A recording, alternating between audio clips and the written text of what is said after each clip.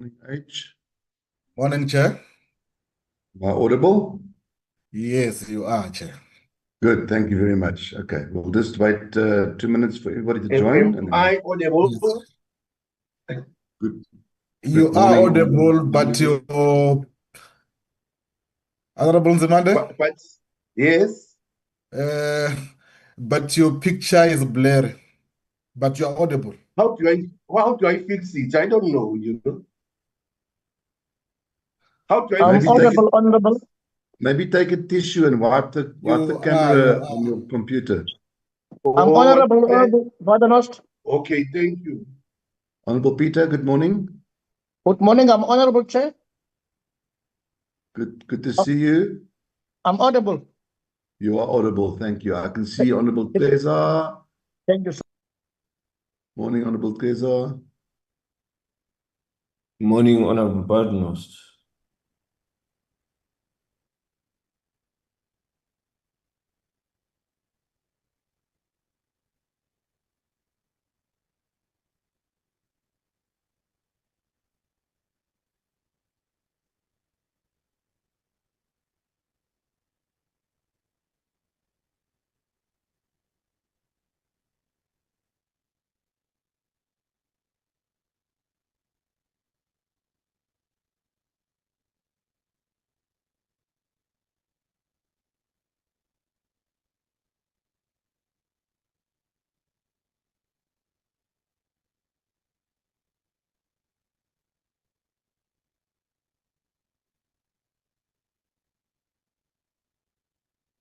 Recording in progress.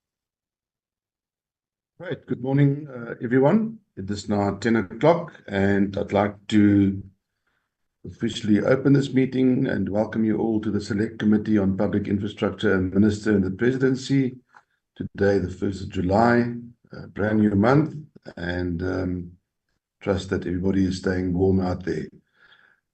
Before we start the meeting, the agenda, Honorable Mr. Ntulini, can you please flight the agenda?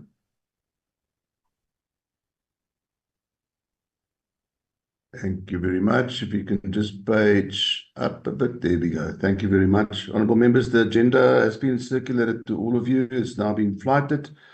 Can I have a proposer for this agenda, please? Just by show of hands. Thank you very much, Honorable Skeerkogel, and Honorable Breed, thank you for seconding it. Much appreciated. Mr. Ntulini, are there any apologies? Thank you, Chairperson. The only apology that we have received, Chairperson, is from our colleague, the legal advisor, who's attending another meeting. Good, that's noted. Thank you very much. Honorable members, we'll just go on to the introductions. Let's start with myself. My name is Rikus Baldnost, Permanent Delegate Western Cape. Can we go over to Honorable Skeerkogel? Good morning, Chairperson. My name is Igor Skeerkogel. I am a permanent delegate from the heart of South Africa, the Free State. Good. Just remember to use your videos, please, when you introduce yourself and when you speak on the platform, if it's possible. Thank you, Honorable Nzimande.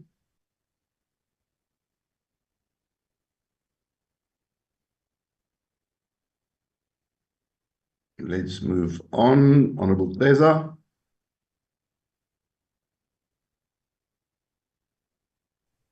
Good morning, Chair. My name is Khanya Kweza. I am a permanent delegate from the province of Mpumalanga. Thank you very much. Thank you, Honorable Teza. Let's go back to Honorable Nzimande. Are you there? Not yet. I can see you online. We just can't see you or hear you. Honorable Breed.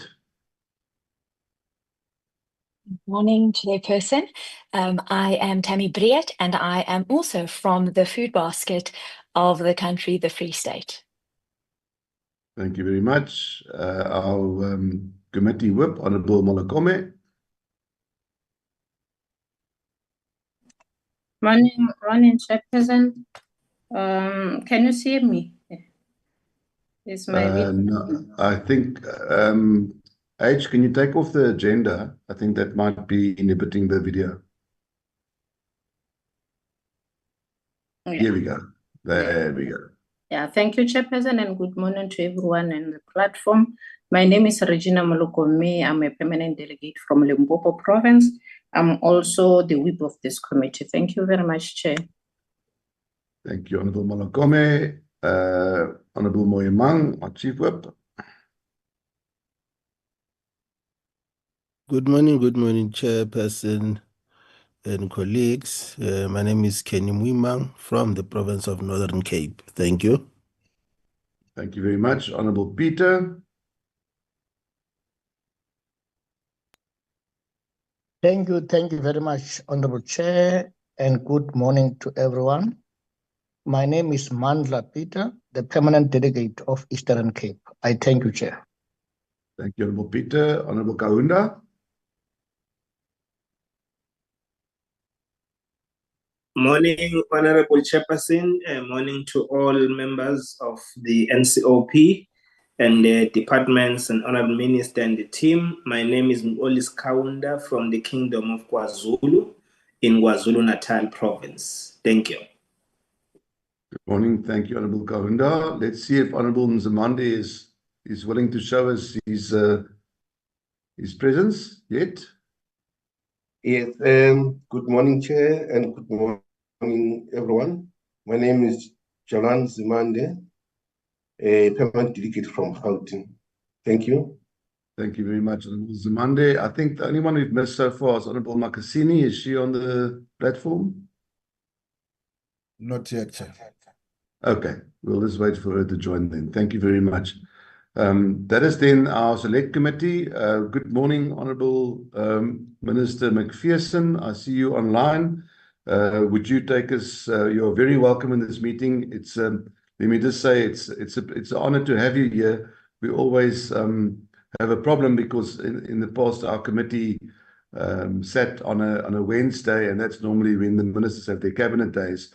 So we've made an arrangement with our sister committee, the COCTA committee, that we will alternate where possible, so that we can have some of our meetings on Tuesdays, which will enable us to see more of you, the minister. So it's great to have you in our meeting this morning. Would you take care of the introductions of the department, please, Minister? Thank you very much, Mr. Chairperson. Good morning to yourself. Good morning to the committee, honourable members, and to your staff. My name is Dean McPherson. I'm the Minister of Public Works and Infrastructure. I come from the province of KwaZulu-Natal, where it is hot in winter and it is hotter in summer. We don't have winters, which is particularly helpful. I do have the honor and pleasure of leading our team here today. Chairperson, I'm hoping that all of them will be able to put on their videos. But I do know that the DG is suffering under some illness, so his voice may not be audible to the point that it normally is, but I'm sure that he will try. But I'm leading a delegation of the following officials who will also introduce themselves. Mr. Sifiso Mdekane, who is the Director General of the Department of Public Works and Infrastructure. Mr. Caesar Sabande, who is the head of the PMTE, which is the Property Management Trading Entity. Masija Abrahams, who is the Deputy Director General for Corporate Services. Mr. Mandla Sitole, who's the Chief Financial Officer. Mr. Lawazi Mahlangu, who is the DDG for Governance, Risk and Compliance and ICT. Mr. Malate Moremi, who is the Acting DDG for EPWP, that's the Expanded Public Works Program. Ms. Mametse Masemola, who is the Acting Head of Infrastructure South Africa, or ISA, as we call it. Mr. Batu Mokotu, who is the DDG for CPM and FM, and that's Construction Management and Facilities Management. And Mr. Adam Mtobeni, who is the DDG for Intergovernment Relations. or IGR. Chairperson, under your direction, would you like them to introduce themselves and identify themselves as well? It will be great if they can, so that the committee members can also see who's taking part in the meeting. All right. Thank you very much. DG, would you like to introduce yourself? Am I visible, Minister? You are. Thank you, DG. Thank you very much. Good morning, Chairperson and members of the committee. My name is Stefan Mtagan. I'm the DG of Public Works. Thank you. Thank you very much. Mr. Sibande?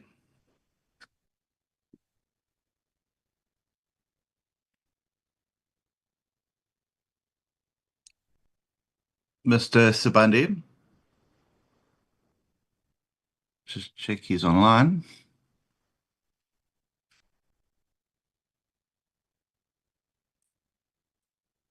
But I can't see that he's online yet. He might still be connecting. Ms. Abrahams? Good morning. I'm not sure if you can see me. We can, thank you. Yes, thank you. Mr. Sitole? Good morning, Minister. Good morning, members.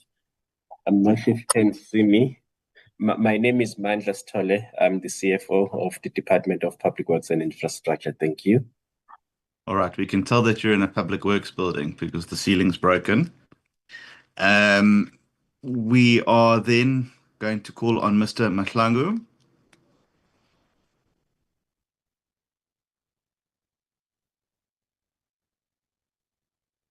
Good morning. Thank you, Minister, and good morning, colleagues. My name is Lwazi Mahlangu from Public Works, GRC, and ICT. Thank you.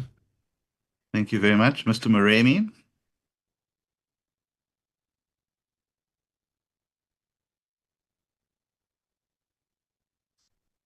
Mr. Moremi.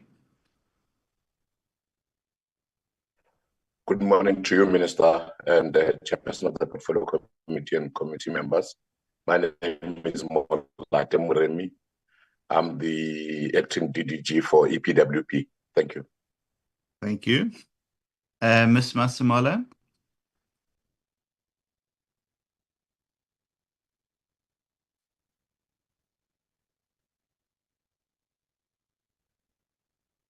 Ms. Masamala.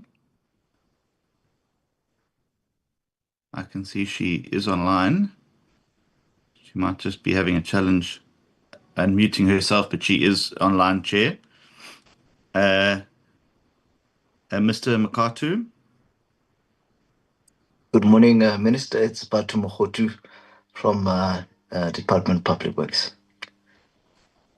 Thank you. And Mr. Mtombeni.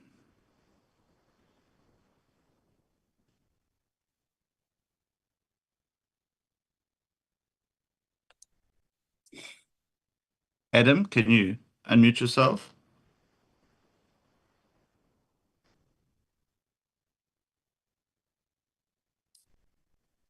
Thank you. Good morning, Minister. Good morning, Chair for IGR. I wonder if you can see me, Minister. We can. Thank you. Thank you, Adam. Thank you. Minister, thank you very much. All right. Thank you. Thank you, Chair. Appreciate that. Honourable Minister, thank you very much for the introductions. Please allow me to welcome you all at the Department of Public Works and Infrastructure on its 2025-26 and 29-30 strategic plan, the 2025-26 annual performance plan, and the 2025-26 estimates of national expenditure, which is also the budget presentation this morning. Honourable Minister, unfortunately, time is never on our side in these committee meetings. So we will have time until 11 o'clock for the briefing by the department. I hope that is sufficient time. We will try and squeeze a bit more time where we can, but we would like to have ample opportunity for deliberations by the committee, which will be an hour from 11 to 12. And then after 12 o'clock, Minister, if we have concluded, you are welcome to take your leave with your officials. There is some other business that the committee has to attend to with regards to final mandates on one of the bills we're processing. and a few other household activities that we have to conclude. Honorable Mr. McPherson, honorable members, DG Ndakane, and officials from the Department of Public Works and Infrastructure. It's with optimism and clarity of purpose that we convene today to consider the Department of Public Works and Infrastructure's strategic plan for 2025-30 and its annual performance plan and budget vote for 2025-26. Under the leadership of Minister McPherson, we're beginning to witness a definitive shift in how this department understands and executes its core mandate. I think gone are the days when public works was a passive landlord or a bureaucratic caretaker of state properties. Minister McPherson's agenda marks a critical departure towards a department that is a catalyst for infrastructure-led growth, a partner in job creation, and a driver in economic recovery. This vision is already taking form, Minister, and it's encouraging to see. The strategic plan reflects a bold repositioning of the department to turn South Africa into a construction site, a phrase that is more than just a slogan to us, Minister. It speaks to a commitment to implement real, visible infrastructure projects that stimulate employment, attract investment, and improve service delivery. With an estimated 11 billion rand earmarked for public facilities upgrades across 24 departments and a total program allocation of over 54 billion rand, we are dealing with both ambition and scale. Moreover, Minister McPherson, you have placed particular emphasis on value for money, skills development, and accountability. The realignment of the expanded Public Works Program, EPWP, from a mere temporary job relief to a structured, skills-based employment pipeline is a critical intervention. The department is not just tweaking jobs programs here, it's about unlocking human potential, restoring dignity through skills, and ensuring the state's wage spend buys future productivity, not just present relief. It's a fundamental shift, Minister, from welfare to workforce. Our committee will monitor with interest the outcomes of this reform, particularly where the 7.2 billion rand EPWP allocation over the next 3 years will result in credible, independently verifiable job opportunities that will contribute to long-term livelihoods. And Minister, in advance, we thank you for this intervention. I think it's crucial and it's much needed in South Africa, specifically with the economic circumstances we find ourselves in at the moment. Equally welcome is the renewed focus on asset optimization and urban regeneration, the repurposing of hijacked buildings, the enforcement of Operation Bringback, and the strategic repositioning of state-owned precincts for public benefit, especially in our inner cities, is a direct challenge to the inertia that has plagued this department in the previous years. Minister, you've also committed to the digital transformation, stronger contract management, and enhanced social facilitation mechanisms to mitigate project hijack risk that it undermines service delivery across our provinces. These reforms must be supported by strengthened internal capacity, proper standard operating procedures, and a professionalized project management ethos across all the Department of Public Works and Infrastructure branches. Colleagues, while the fiscal envelope remains tight, with a total expenditure rising only modestly from 7.6 billion to 8.3 billion by 2027-28, it's clear that there's now an intent to stretch every single rand for maximum developmental impact, and that's encouraging. Colleagues, the credibility of this department, its leadership, and in fact, this very committee that we are serving on, will be judged not by the thickness of documents, but by the concrete laid, the jobs created, and the dignity restored through infrastructure. Minister McPherson, it's clear that you have the political will. This committee will ensure that the institutional support, rigorous oversight, and constructive pressure necessary to help you on your path to succeed. I think it's important to say in conclusion before we start this meeting, it's time, like you said right in the beginning of your term, for all of us to work together to continue turning South Africa into a construction site. Thank you for allowing me those few words, and with that, Minister, it's over to you in the department for your presentation. Thank you very much. Thank you very much to the chairperson and to honourable members. Again, a pleasure to be here. I will just be not longer than 5 minutes, Chair, as I introduce the presentation and give some reflections on what we are presenting here today. which is the APP and the strategic plan to 2030. I want to say from the outset that the strategic plan and the APP represent a fundamental shift for our department. And I will get to some of those in a moment. Chairperson, we aren't just seeking to tweak the department, we are seeking to redefine it and what it does and its place in the South African economy and to become a leader in economic growth and jobs. We also want to move to become a trusted choice of innovative asset management and quality infrastructure delivery for growth. That is what our vision really is to become much better than what we are, and to ensure that the impact of what we do leads to infrastructure-led growth, which is anchored in all of the programs before us. Chair, also our APP and strategic plan is aligned with the NDP and medium-term development plan, which is based on our three priorities, which is promoting growth and jobs, reducing poverty and the cost of living, as well as building a capable, ethical, and developmental state. Chair, in our APP, you will see that our department will now become an economic and job contributor through technology adoption, digitization of our processes, and cost-effective project preparation. We have also instituted new performance indicators that are introduced to strengthen the accountability of senior managers. No longer will people just be allowed to hide in the shadows of performance indicators that aren't met. There are names and job titles that are attached to these performance indicators.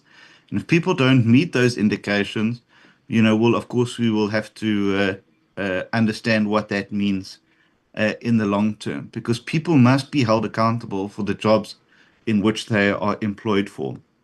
We are also looking at an outcomes-based approach along with quarterly targets that are summarized as follows, particularly in our administration, to ensure that we reach a clean audit, as well as ICT modernization. That is an absolute non-negotiable for us to ensure that we have a digital department that is able to track its assets and monitor the performance of its assets, as well as all documents related to that, to ensure that we have a strong intergovernmental coordination, that we work with provinces, with municipalities, and with wards, so that we are able to provide a service that contributes to a better South Africa.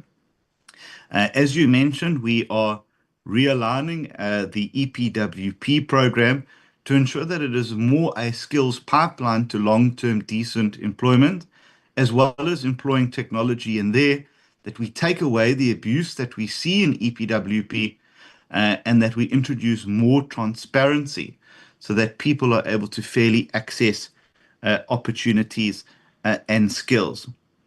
In terms of property and construction policy, we are looking at sector reforms within the building industry, which is being led by the CIDB and the CBE as well. In terms of our prestige policy, there we are seeking to ensure that all of our assets perform as investment cases, as well as having an up-to-date and focused facilities management policy, that all of our government buildings are looked after as needed. Chair, I won't go much into the budget overview. Those will be dealt with in the presentation. Let me say, Chair, however, that there are risks that are before us, that are on the horizon. This specifically relates to external pressures like sluggish economic growth, constrained finances, as you've highlighted, tender and SEM problems that have bedeviled this department. And that's why we are absolutely determined to be focusing and moving towards e-procurement, so we are able to take the human hand out of tender awards, and to ensure that they do so to comply with the law, and that we are not taken to court on now a weekly basis where tenders are being overturned because they're awarded irregularly. I think that's important for the committee to note. Chair, we are also having to deal with internal gaps, particularly in inefficiencies in how the department is run, audit-related weaknesses, as well as still skills deficits, and of course, the non-negotiable ICT modernization, which should go a long way to helping us there. Chair, we've also mapped a number of matters related to lease negotiations. This is a bone of contention for me, Chair, where the state spends 6 billion rand a year on private leases. We want to reduce that dramatically and bring those in-house into government-owned buildings, where that 6 billion rand could be used to update and modernize our own assets that we own. We have also put strict controls in how leases are awarded, and we have stopped many of them because of the nature of how they are sought to be awarded.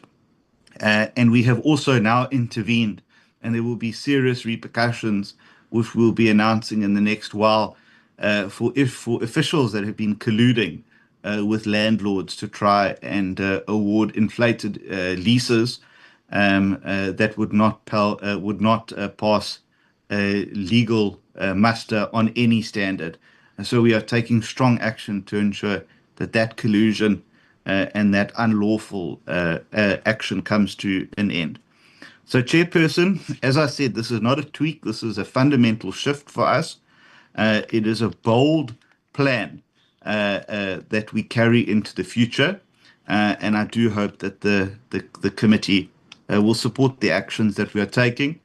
We are far from being a perfect department, but I do think that we are on a road to recovery and to a road where people in South Africa will not laugh at public works as being a problem department, but will see us as something to be proud of that is leading the investment case for jobs and growth in South Africa. So at this point, Chair, please allow me to hand over to the DG, who will present the presentation that has been circulated to you.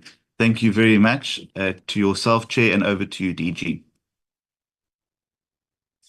Thank you very much, Minister, and thank you very much again, Chairperson, for giving us an opportunity to present the APP. I must indicate the Minister has covered most of the things I was going to say, but just to indicate, we've just really went through a very thorough process this time around, and I believe the product is as a combination of all of us and also engaging various stakeholders that we work with. Chair, the presentation will be done in twofold. The first portion will be presented by the DDG, Government Risk and Compliance, Mr. Lwazi Mahlangu, and then the second portion will be actually done by our CFO. I think through you, Chairperson, let me invite Lwazi, and I take it, Chair, as read, taking into consideration that the time is limited, but he will cover the key aspects, and then so that we can have more time to interact with the APP. Thank you very much, Chair. Through you, Chairperson, Lwazi, can you start with your side? Thank you, Minister.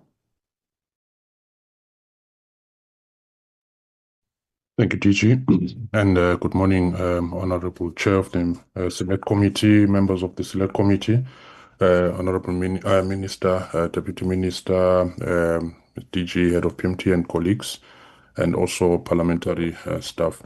If I could be assisted, I was trying to flight it here. If we could be assisted to flight it here, it's not compatible on my side.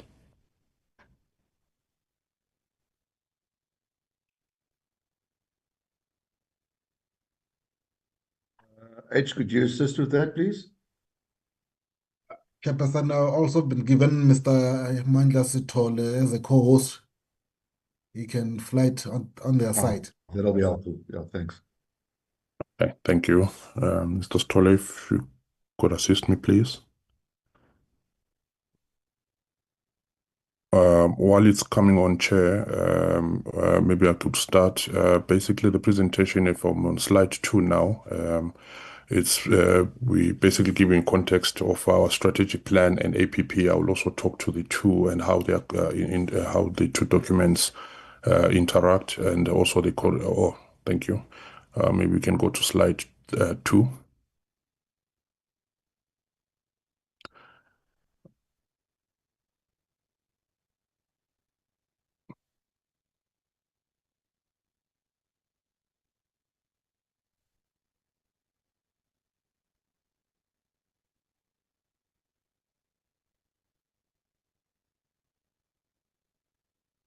Thank you.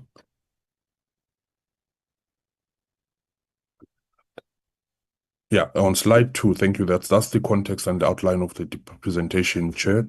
It's 10:28. Let me try to do this in the next 10-15 minutes. Next slide. Those are the two documents, strategic plan and APP. We're presenting to the committee. Next slide, Chair. As Minister's opening remarks, we're basically looking at the statement of intent and alignment to the MTDP, particularly focusing on the 3 priorities: promoting inclusive growth. We're also looking at a reduction in poverty and tackling high cost of living, and also looking at an ethical and developmental state. And these were basically these priorities are springboard in how we then structured our strategic plan and the development of outcomes that also lead into that impact statement of infrastructure-led growth, and also how, from an administrative point of view, we seek to then enhance the efficiencies to improve productivity and assist in driving the core business and the function of the department under priority 3. And we'll also demonstrate under some of the indicators in terms of how we reduce poverty through EPWP and also job creation, and the spin-offs of that, and also promoting an inclusive growth through investment in infrastructure. And so we'll be basically trying to map it in that context on how we have restructured this APP and the strategic plan. Next slide. Next slide is basically on the constitutional mandate, Schedule 4, 5, and 6. These are basically areas of government competency. And we do have, driven by intergovernmental relations, which is Program 2. I'll also talk to that, those indicators at how we're dealing with those. And also Section 25 on land expropriation, which is now also Program 4, in terms of policy and Expropriation Act and Public Works, in terms of Public Works Bill and other bills. And also the second component on the areas of compliance, which are constitutional imperatives. Without going into detail, we also deal with the issues of accessibility to persons with disabilities, that is in terms of your modernizing as well as repurposing some of the buildings and ensuring that there's access, persons with disabilities are able to access those structures as well. Section 195, in terms of competency and good principles, we also deal with issues of addressing the skills, which is also important. We'll also show and demonstrate that. And Section 217, which Minister highlighted on, which is basically a constitutional matter around the procurement, is also looking at the e-procurement and how we enhance and improve efficiencies within the systems and controls of procurement towards delivery. Next slide. And then the key legislative areas, it's your basically around, again, intergovernmental, but aligned to GIAMA, is also an indicator that talks to how we are also reviewing GIAMA, amendment of GIAMA, and then Infrastructure Development Act, which is through Infrastructure South Africa. We're also looking at that review of EDA, as well as development of those regulations, and ensure that we also provide and deliver on infrastructure towards that impact of infrastructure-led growth. We also have Land Affairs Board. We'll see that we also deal with that also in terms of the assets, and also from evaluation of those assets, which also becomes a broader value add in terms of asset management, and also some of the entities that fall within the department, such as Agrima South Africa, also looking at the review of their act to also repurpose it in the terms of alternative construction methods. Next slide. that's basically an oversight on the entities like your CIDB, Council for Built Environment, particularly assisting us on professionalizing the state, and also the professional councils, and that also regulate the built environment, and Expropriation Act, which we've also talked about, expropriation that is already in Parliament, and the disposal. You'll see that we also have a disposal where we're saying the strategic assets and also disposal of non-core assets in the department. So there are also indicators that also speak to that. So we've aligned all of these legislative mandates, also look at the outcomes, and then also the priorities of government as a whole. Next slide. Our strategic focus at a strategic plan document, next 2 slides. At a strategic plan document is basically slide 10, if you assist. Yes. So it's basically, it contains your impact statement, infrastructure-led growth. We've got our vision and mission, which I will not go into detail, but I think the most important thing is also aligning to what Minister said around the digitalization or moving towards a digital transformation is about innovative asset management, and also the quality of the asset register, the digitization, the extent to which we can remove all possible human errors that will contribute to irregularities and the credibility of the asset register, and also the quality of infrastructure, again leading to the 2 priorities on how we can leverage on infrastructure to bring about growth as well as improve in terms of your socio-economic imperatives of dealing with the unemployment, inequality, and poverty. So that's basically how we align into that. So the values which are also aligned to your priority number 3 is how we deal with how we improve efficiencies, effectiveness, which is basically the outcome, the outputs and impact, and then we strive towards high standards of excellence and transparency as a government, and then we also want to uphold integrity and honesty and be trustworthy when we deliver that. And I think it's trying to bring trust back to the public sector in delivering on its mandate, and we can also do that through transparency and ensuring that we avail information as much as possible as required by public sector, by the citizens. Next slide. How we also contextualize the 3 priorities is that in dealing with the external environment, what we focus on, we look at the economic pressures, one of the issues being the low growth, and how do we also focus and leverage on infrastructure to bring about that growth. That will have the spin-offs of employment creation, as well as dealing with the issue of the incentives for promoting an investment that will then bring about that growth, and deal with the issues of the negative sentiments that you will also find around the infrastructure. So we're also looking at it in that context. Now, this is broader than the department. It's also working with the public, with other government departments, as well as local, other spheres of government, provincial and local government. And you'll see that in terms of our 5-year strategic infrastructure plan, we're working together with the provinces, national department, provinces, and local government to bring about that issue around infrastructure. We're also considering financial pressures, particularly when you focus on our maintenance budget, where we are financially constrained as a government, but we're also looking at how then we bring this into the market, where we can also, through our other initiatives such as your ROT, BOT, we can also lessen the pressure on fiscus, and then also tap into the market for those investment into our assets. The construction sector, I think one of the challenges through the construction Indaba or summit that was held, we're also looking at elements that will also bring about a change in procurement, particularly the procurement regime with regards to infrastructure, so that it's separated from just plain goods and services, but focusing on that, and also the tenderization system, but in this case more about your digital and transparent system of procurement.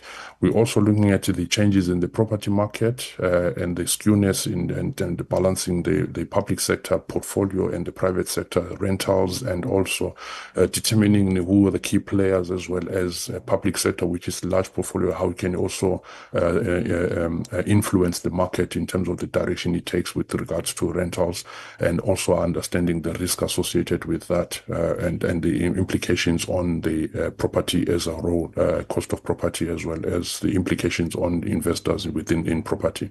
Sustainable demands, we're also looking at the green economy. We're also looking through facilities management. We have indicators that speak to that.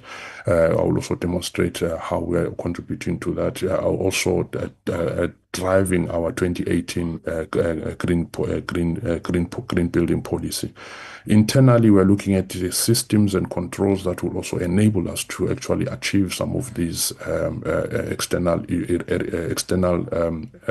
focus areas where we feel we would have a greater impact. And we're also looking at operational gaps, inefficiencies in our systems. The leasing minister touched on some of the leasing issues where we had put a hold on some of these issues to deal with the issues of irregularities and collusion, and also to try and improve, because those are some of the hindrances in terms of service delivery that will have an impact on the external environment. The modernization of our ICT transformation, we are dealing with a number of modules and taking all these other ICT-related matters towards digitalization to digitization towards a digital transformation. Dealing with the skills in the organization, there's capacity in terms of filling of vacancies, but there's also professional services dealing with on-site or on-the-job training, internships, awards of bursaries, etc., so that we can also address the issues of a skills gap, particularly when we have a high level of unemployment amongst the youth group. So we're trying to deal with those issues as well, working together with the CIDP in terms of their gradings and how we also recognize those skills within those professional environment, professional skills. Governance audit and clean audit, we've strived towards cleaning those issues. It also borders on the values that we enshrined in our organization to ensure that we move towards a clean audit, and then also restructure our organizational, two things, organizational structure and organizational form, the form it takes. You would also hear that we're also looking at prioritizing PMTE into a state agency as part of the process of ensuring that we move in the direction of ensuring we meet the objectives of the state. Next slide. Next two slides. And then the breakdown of these indicators, I'll move with speed. At a strategic level, our outcome is resilient, ethical, and capable DPW, which will then resonate with the priority 3. We are going to look at a balanced scorecard. We baseline is basically 44%, but we want to move to 80 to 100%. And then digital transformation maturity, we are measuring the transformation maturity as well. We are currently at level 1 in terms of mostly traditional processes. So we want to move at level 3, enterprise-wide digital adoption. And this basically will be looking at your digital strategy in all the core areas, as well as welfare in the internal systems in the organization. A culture that is ethical and that promotes leadership, that then also promotes the organization towards achieving its objectives. We're also looking at that. This will include a number of areas: lifestyle audits, ethical conduct, ethics, fraud and awareness, etc., as well as ensuring that we also move in a fair position, 51 to 70, because we're sitting at 0 to 50, towards a fair and eventually to be a transparent organization, ethical and compliant organization. Next slide. The next slide, which is now outcome 2, coherent government and employability. The focus here is also that intergovernmental aspect of working together with our provincial counterparts within the public works and local government through our sector performance, where we have developed a sector plan, infrastructure plan, where we also developed, there are 11 indicators in that sector plan, from infrastructure, reduction of poverty reduction, jobs created. We basically distinguishing between two things: the actual jobs that are created as we drive all that infrastructure, and we also have the EPWP, where we also look at work opportunities there. So that seeks to demonstrate that the management of our debt local debt, municipal debt, rates and taxes, and asset register, and also a coherent plan on how we deliver infrastructure as a sector and contributing to your GDP. Those are the things that we're measuring. That also look at full-time equivalent, that would be through EPWP. Our target for the 5 years is 2.1 million full-time equivalent in 5 years' time. Next slide. In terms of sustainable infrastructure investment and infrastructure delivery, again, this talks to priority 1 and 2. It's also looking at infrastructure as an investment as a percentage of GDP. Now, this will be through Infrastructure South Africa. Now, what is very important here is that the manner in which we structured our programs is that we've got programs that are enabling programs, you've got programs that are supporting nature, you've got programs that are a service delivery in nature. So this is an enabler / supporting indicator overall for the government to have an indication of how infrastructure is faring as a percentage of GDP, which will be through the assistance of ESA, moving from a baseline of 15.25 or 15.145 in 2023, and then to a 5-year target of 20% in 2029. That has been also revised if you look at the NDP, which was initially around 30%. And I think the revision of the NDP 2024 had actually revised these targets downwards, considering the economic landscape in South Africa. But we're saying we're targeting at least around 20% incrementally by 1 percentage point over a period of time up until the 5-year.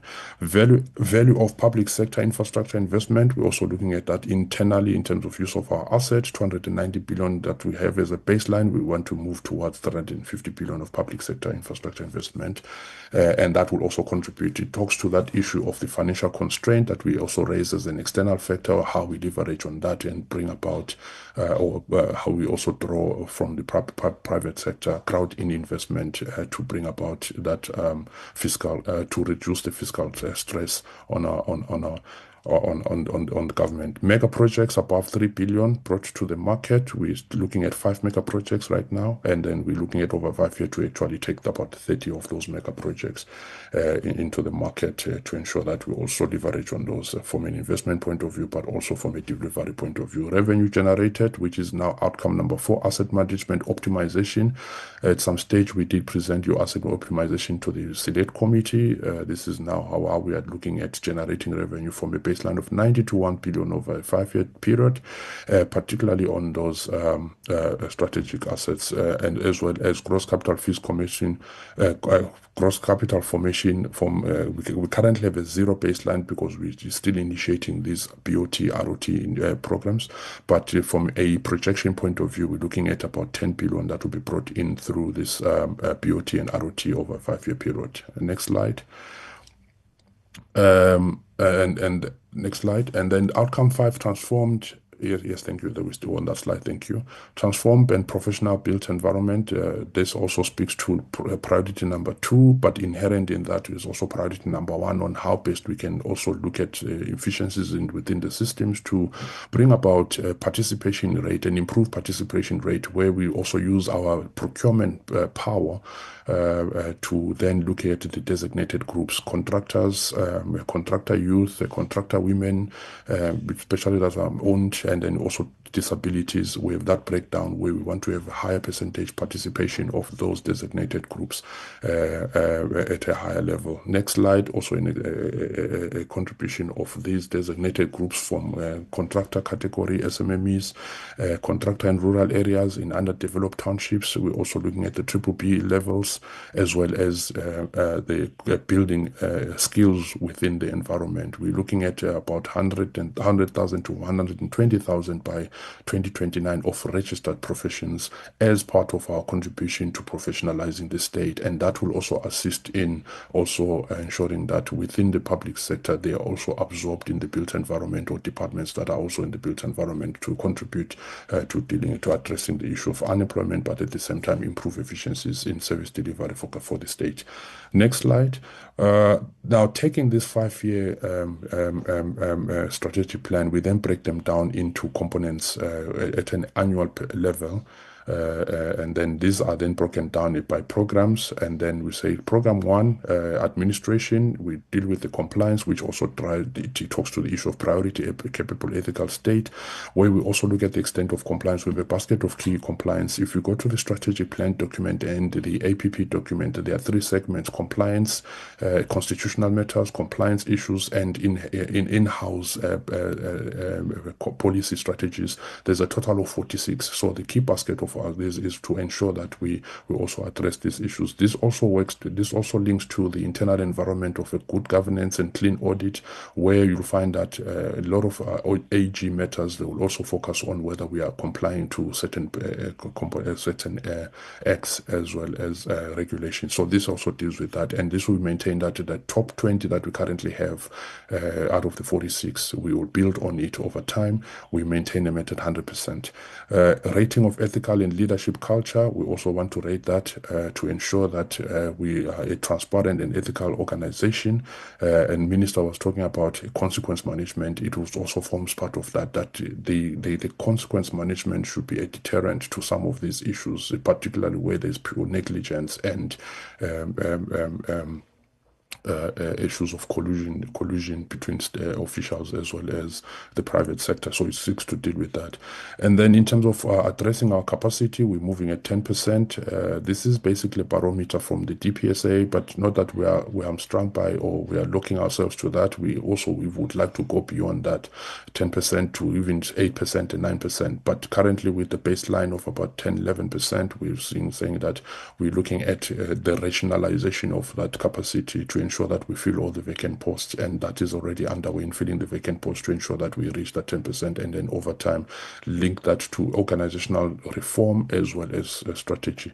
We also align it to ensure that we have capacity within organization. Inherent in that is a breakdown in terms of the different groups: women 50% in SMS level, senior management services, as well as persons with disabilities at 3%. And this is a national target that is also spearheaded by the Department of Women, Persons with Disabilities and Youth. In terms of, again, from a litigation point of view, because we are in the procurement space, we also work with the service providers. We're also looking at the extent to which we provide opinion to ensure that we reduce the cost on our legal, and we also act on the legal opinion. We also have percentage of legal opinions that will be provided together with contracts that are drafted and amended and vetted within the stipulated time frame to ensure that we operate within those parameters and avoid unnecessary litigation, and also to deal with the litigation in court. All of these are meant to be 100%. It's a demand-driven indicator. As we receive, we then also respond to it within the stipulated time frame. And then from a digitization and processes in the organization towards our digital transformation, we also prioritize business processes in the organization, quite a number of them that we've identified, from project management, asset management, GIS, ESRI, digital asset management, facilities management, as well as in-house operational matters such as your management of SNTs and other soft in-house. We are moving towards that digitization. 4 have been identified to be processed over a period of time, as well as and then in all of that, we ensure that all the allocations from a funding point of view, we spend 100% of our budget, but the spending must also be associated with the value for money on those. Next program, program 2. Program 2, intergovernmental, with 2 indicators. One is approved sector plan, which has been approved. We will also present when the select committee requires us in terms of how is the sector performing with regards to those 11 indicators that I stated. And then number of beneficiaries participating. This is the skills program that we're talking about. We currently have a baseline of 1,200. We're maintaining that, but incrementally over a period of time, 1,300 over the MTF period. This is also based on the availability available budget that we can also source from different clients as well as from Treasury. Next slide, which is program 3. EPWP is basically the work opportunities that are created by the department that are reported in the EPWP by public bodies. We're looking at 1 billion in this current financial year, and over a period you see that we're maintaining that towards that 5-year term of 5 million work opportunities that are created.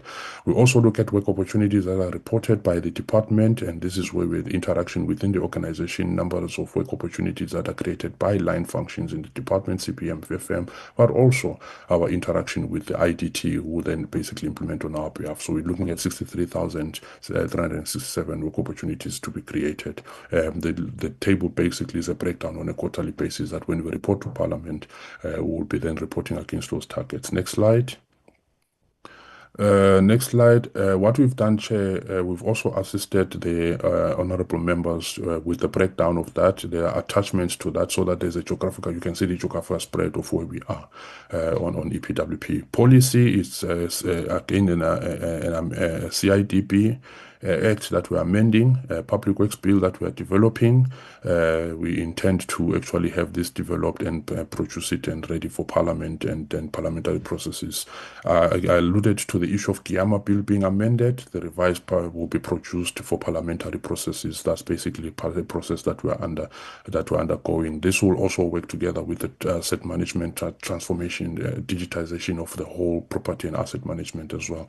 Infrastructure Development Act Amendment Bill will be submitted to Minister of Introduction in Parliament. That's basically what we're basically putting that as also as establishing and institutionalizing ISA to ensure that it also has the muscle to deliver on infrastructure towards that infrastructure-led growth, as well as ensuring that we improve on the infrastructure delivery, and that also assists on that that support/enabling indicator of ensuring that we also have a barometer that measures how our infrastructure fares as a percentage of GDP. Next slide. Number of reports. ISA also manages SIPs, your strategic integrated reports, which are also deliberated at the PICC. Where our minister is the secretariat, and also look at the status of those projects, and then also to intervene where there are bottlenecks. So that also assists in that. And part of that is also to say, as we deliver on infrastructure and then there's investment, we are also looking at what is our gross fixed capital formation. As we're moving from a baseline of 15, as I indicated earlier, we're looking at a 1% incremental over a year, and 16%, 17. And this is also based on the constrained economic growth. But we're looking at how best this will actually pan out. And infrastructure projects that are completed in municipalities, this is where you adopt a municipality to also assist, again, part of our intergovernmental broader sector on how we also improve and ensure that we also capacitate municipalities and improve your service delivery through infrastructure delivery as well. Next slide.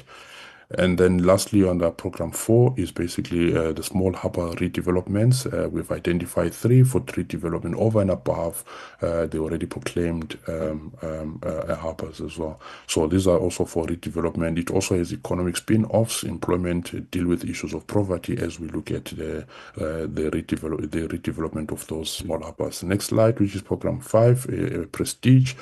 These are the quarterly breakdowns. Let's go to Prestige. Next slide.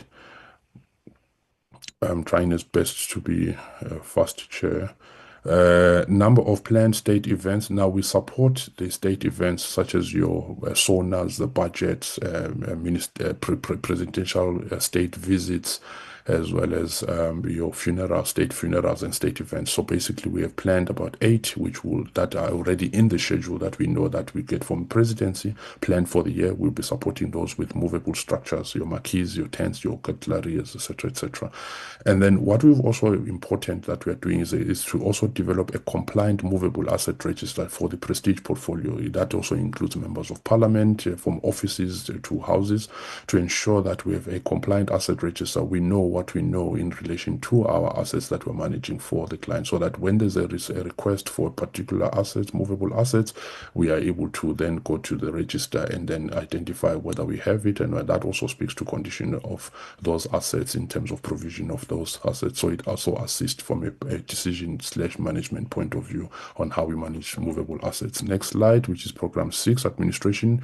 Now this is the portfolio, the PMTE. We're also looking at from a financial point of view, which is also part of your balance scorecard at the strategic level. Component of balance scorecard, we're looking at expending 100% of what we have been allocated, but 24, 49, 75 up to 100 on a quarterly breakdown. Next slide, program 7, which is your real estate investment services, that largely deals with the investment and ensuring that we also leverage on some of these assets and the best possible decisions that are made on how we sweat those assets. So we have properties that will be processed for investment decisions, will be facilitated whether they're letting out or for strategic development. So we've identified 200 for properties for letting out, and then 25 properties for strategic development. And then also precinct plans, as well as, again, an intergovernmental aspect as well that talks to infrastructure development, issues of special planning, and also issues of expropriation in terms of how we deal with precincts and housing all our client departments within the precinct, also for the benefit of the citizens, to bring services to the citizens.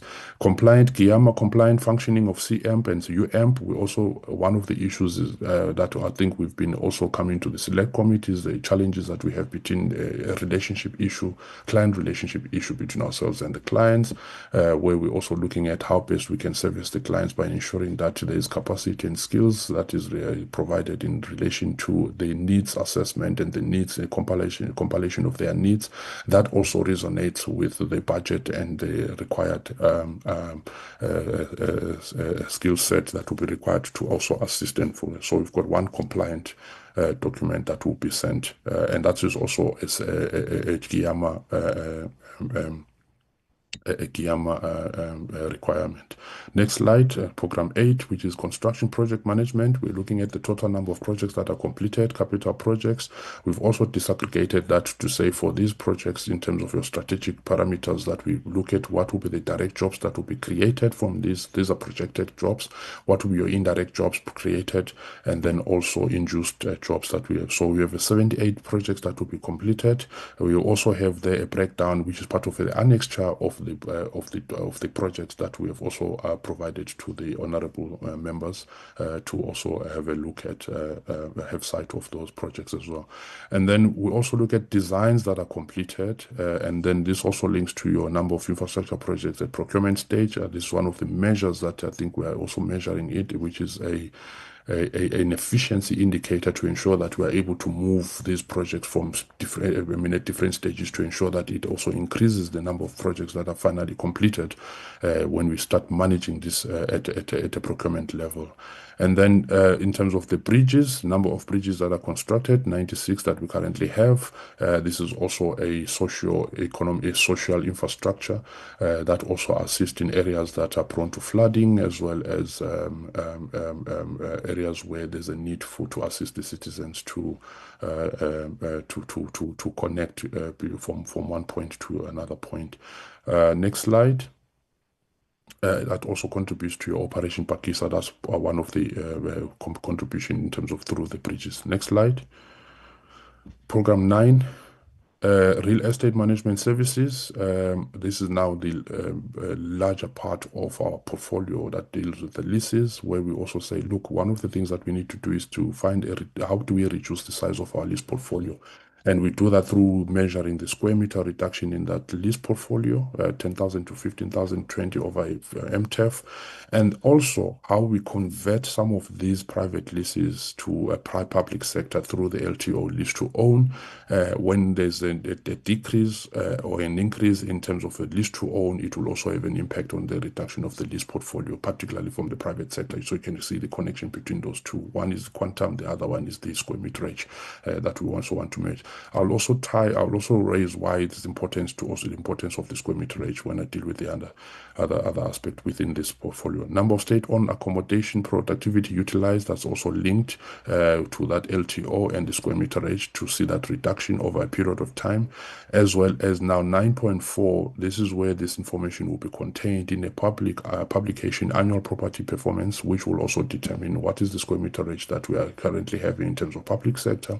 You compare that with the private sector. What are the rentals? What is the rates and taxes? What is the efficiency indicators?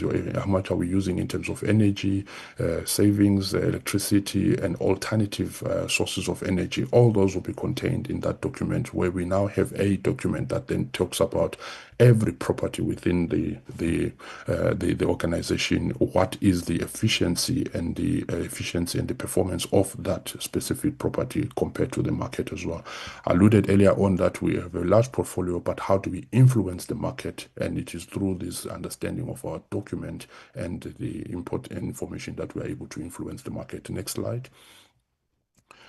Percentage change in projected revenue generation as we're looking at all these asset optimization properties that we have. How much are we generating in terms of revenue? We're looking at 20% on the basis of every baseline financial year. We're looking at 20% increase from that baseline. State properties that are regularized. This is an OPP, Operation Bring Back program, where we're looking at regularizing the properties. Where there's illegal occupation, we deal with all those issues. Where there's socio-economic impact from those issues, how do we then regularize those leases or state properties as well? State-owned properties let out, 60 of them, 80 to 90 over a MTEF period. And then also, because we also have land parcels for socio-economic objectives, we're also looking at releasing 8,832 hectares of land from our departmental portfolio as well. Next slide. Last two. Number of commercial prime public land buildings released to the market. We are also looking at those that can actually generate revenue and also ease the pressure on our side as the state. So 24 will be let out to the market, 1,500 over a period of time. And lastly, our disposal part of it is to dispose of non-core, because there are costs involved in that, from from security, cleaning and services, but there's no return on that investment. So we was going to look at release or disposal of non-core to those parties that can use the assets better than us while sitting in our portfolio. Next slide. Program number 10. This is basically the breakdown. We can move to the next slide. Next slide. Thank you. Real estate information asset register. This is our asset register. We still continue to measure immovable asset, physical, verified, to validate existence and asset condition of those assets. So that's basically part of our asset digitization strategy, to ensure that there's credible information on our asset register, and information is easily available and is credible and passes master of audit. 21,916 over a period of time, 21,917 and 21,525 of the MTEF. But we're also looking at registered immovable assets aligned to municipal valuations as well. So we're also looking at the valuation aspect of it to ensure that we have a proper valuation of those assets in our portfolio as well, because that is also an important feature in terms of the assertions that are contained in the asset register. Next slide. The last program, facilities management. Quite a number of indicators. I'll also speak to green policy. One is to ensure that we also operationalize and make sure that we manage the term contracts that we have with the client departments from a maintenance point of view, to ensure that the assets or maintenance issues are dealt with, including maintenance through total facilities management contracts that we have 12 over a period of time, and also to contribute to your alternative sources of energy and reduce reliance and also the bill on electricity. Also to look at the buildings that will solar PVs, photovoltaic panels with hybrid inverter systems according to the protocols, to ensure that we also contribute to energy. 8 buildings have been identified, 36 and 50 over a period of time. Now we also work with the Green Building Council of South Africa, where we are also looking at assisting the 2018 policy, green building policy.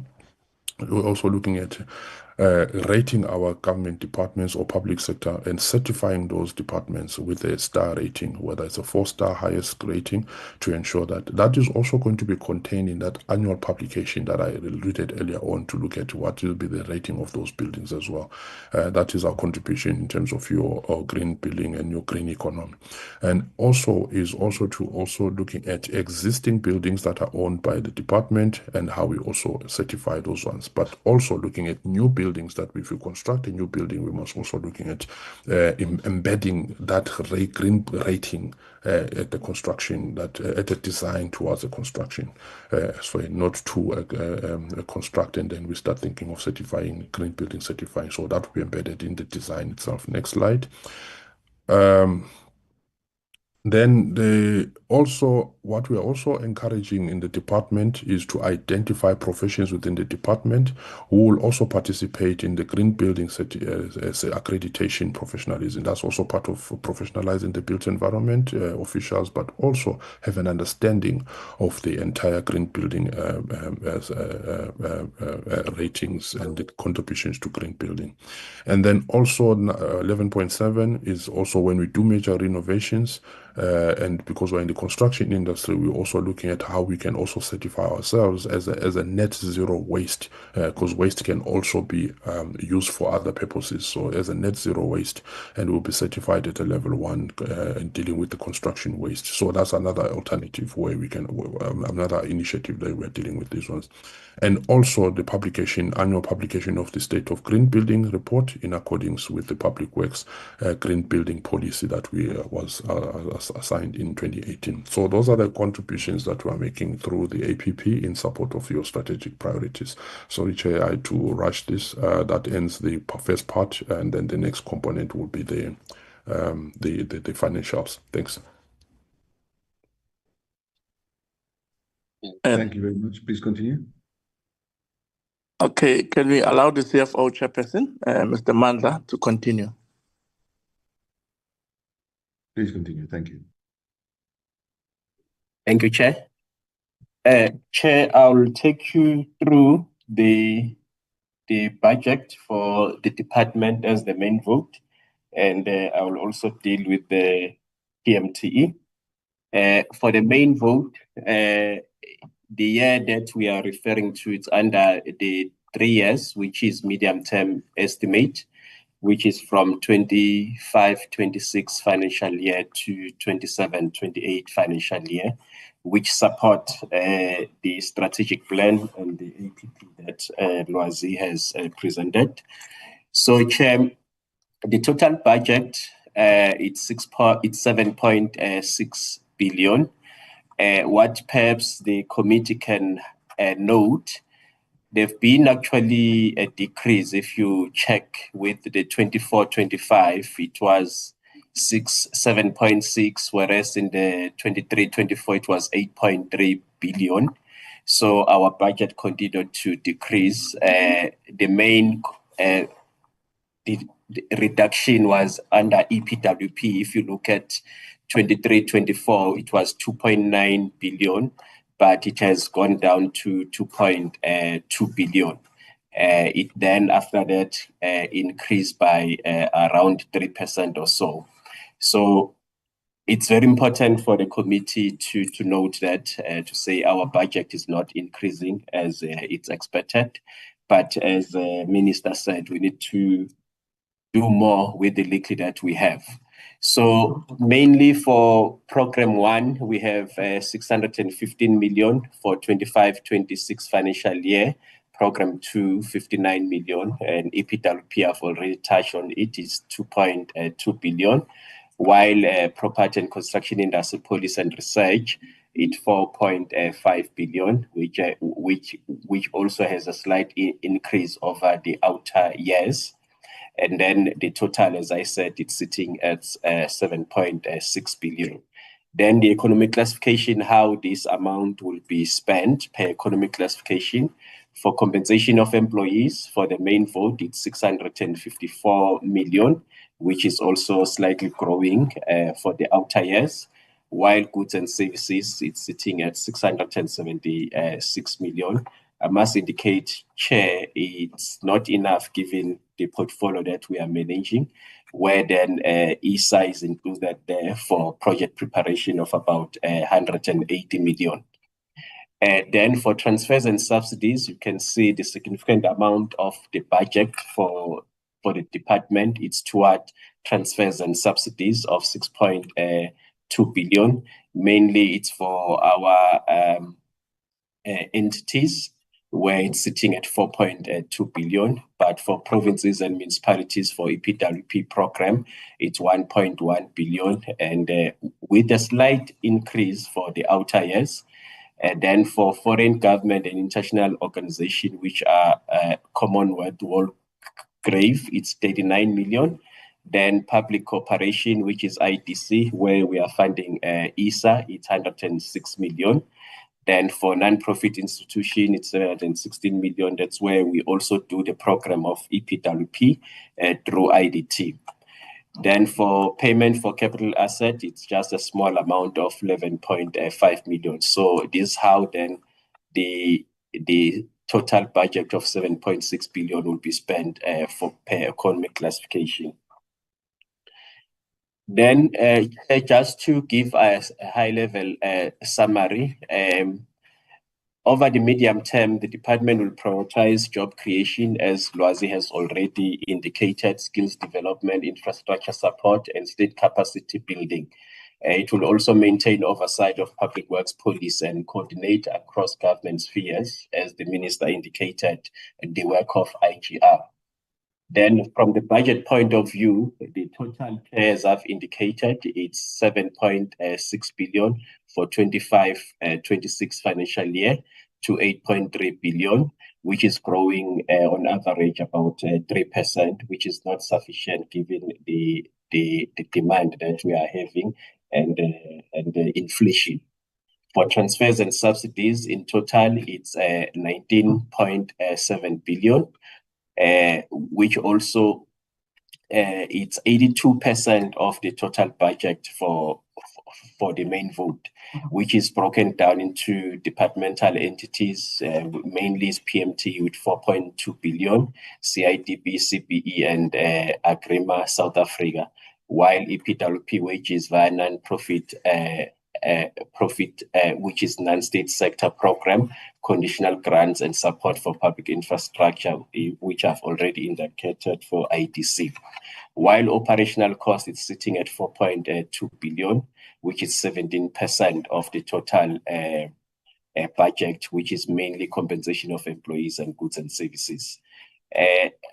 This budget addresses the key programs such as EPWP, with a total budget of 7.2 billion over 3 years, which, Chair, as I indicated, it has been reduced significantly in the year that I indicated, which then set the baseline for EPWP moving forward.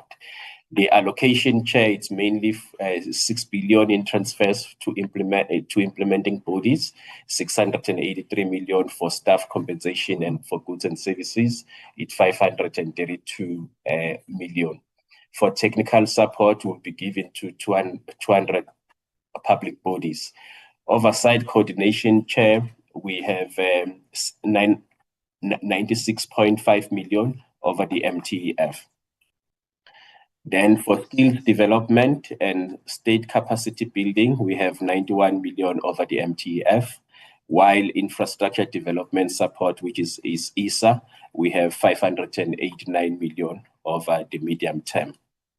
Then for PMTE, Chair, I must indicate here in PMTE, we have a huge portfolio of the assets that we are managing that is not in good condition, and where also ministers, as the minister committed to 10 South African to construction site, but there are financial constraints to achieve that goal. But as we indicated, that we need to do more with the little that we have.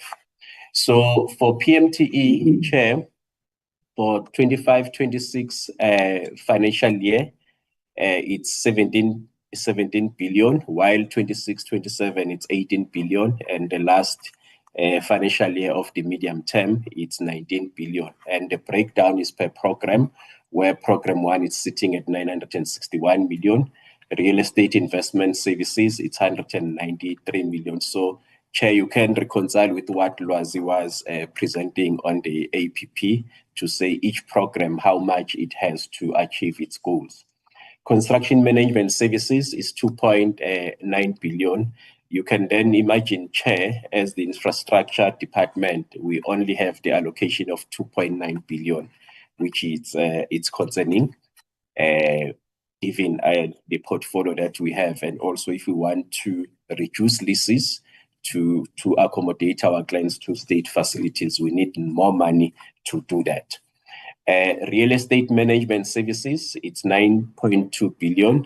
Minister has already indicated that part of the significant amount is for leases of about 6 billion, which the department wants to reduce these leases so that clients can then go to state-owned facilities. But we need more money also to improve those properties so that clients can be accommodated there. For another significant line item, it's facilities management, which is sitting at 3.6 billion. It's mainly your day-to-day maintenance that we do under that program. But in the outer years, we have 3.7 and 3.8 billion. So this is how then PMTE will be funded. I must indicate, Chair, also that the main budget also for PMT is dependent on clients' departments because we do a lot of recovery cost. The main budget that we receive, which is appropriated by Parliament or coming from the direct from Treasury, it's 4.2 billion. So PMT basically has 4.2 billion that is guaranteed to run its programs. Then the high-level analysis, Chair, for the medium-term focus is to develop government prisons to enable better planning and service integration, which will also contribute towards reducing of leases, where then departments will go to these prison properties.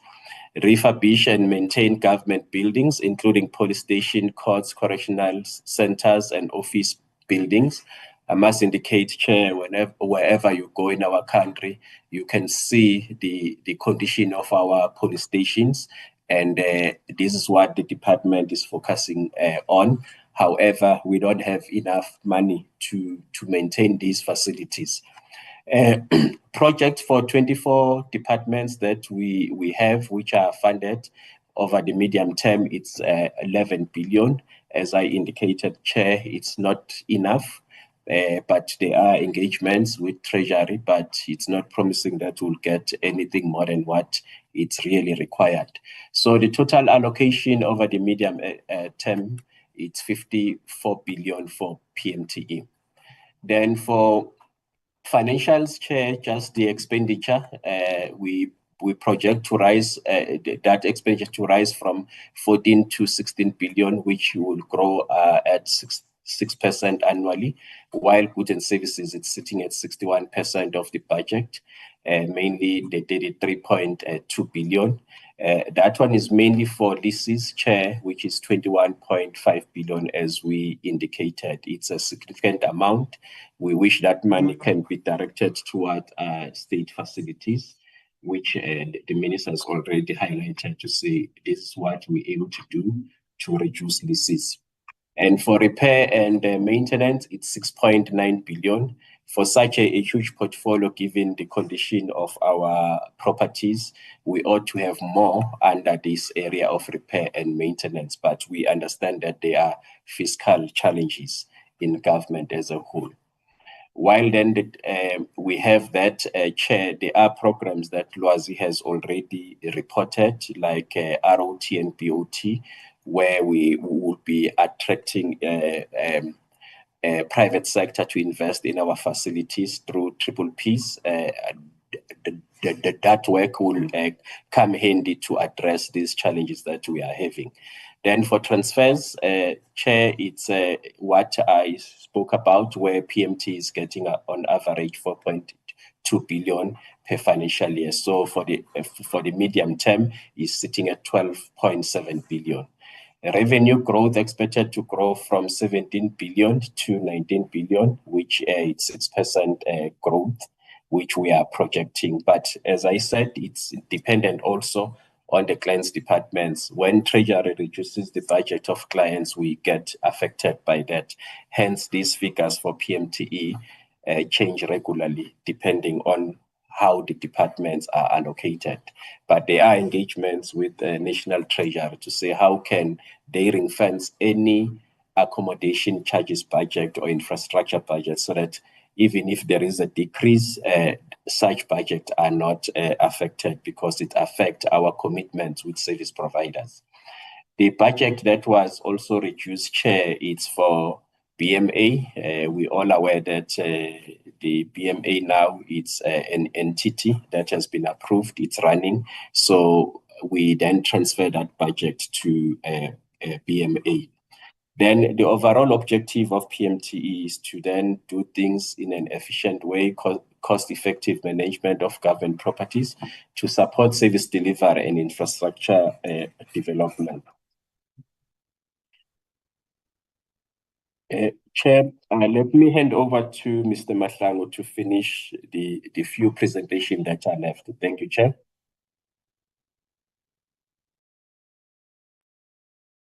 Thank you very much, Mr. Mahlangu. Over to you. Thank you, Mr. Stolle, and thank you, Chair. This is just a couple of slides on our risks. Next slide, which we've also aligned the risk in terms of our outcomes of the department. I'm just going to go quickly on them, conclude in the next 2-3 minutes. Next slide. So these are the risks we've got in terms of the outcome one that we talked about. We're looking at cybersecurity. These are strategic high-level risks. They are also supported by operational risks. There's a total of about 12 strategic risks supported by about 29, 33 operational risk with a focus on those mitigations. So we also look at cyber attack. I think there's quite a number of issues that are happening within the environment, ICT environment, a lot of cyber issues. We're also focusing on external shocks, natural hazards, pandemics, fires, as well as floods. We've recently seen some floods in the other areas as well, like what happened in Tata. So this also resonates with the bridges as well. The bridges where we also look at how we respond to those issues. So it's a risk that we're also dealing with fires as well. We're also looking at that from a business continuity in terms of our mitigation strategies, as well as the evacuation drills and safeguarding linked with occupational health and safety, fraud and corruption, collusive bidding, corruption in as well as issues around rollout of lifestyle audits as part of dealing with the issues of fraud and corruption. Those are some of our mitigation strategies. Next slide. Outcome number 2 of a Korean government, we're also looking at perceived stakeholder interest and interface, because we are dealing with a number of stakeholders in the public, in the national government, as well as entities. To some degree, when you're dealing with the bills, you're also looking at professionals and civil society. So there's a lot of uptake, also disagreement in that. So we're also looking at the risk of how do we ensure that we move everyone towards the same objectivity. So that is the risk that we're dealing with. Demand risk from a work opportunities point of view and creation of jobs is to also manage the demand risk. What is the demand in terms of those demand for the work, and how also to ensure that we deal with it. Reputational damage from a number of ways. I mean, public works is in the media space on a number of issues on reputational damage with clients, as well as also in the construction sector. But we're also looking at media tonality in terms of dealing with how they were perceived, and whether there's a reduction in how the follow-ups are also done as a mitigation. That with the lower tonality that we get, the better in terms of how we're addressing the issues. Sustainable infrastructure investment and delivery is project project hijack. These are some of the issues that we're dealing with, what you call your business forums or other terms used like your construction mafias. We're also working into that. So some of the elements and corrective measures or actions came out of that construction in Daba, which we're also embedding to deal with the issues around dealing with the issues of construction mafia. Next slide.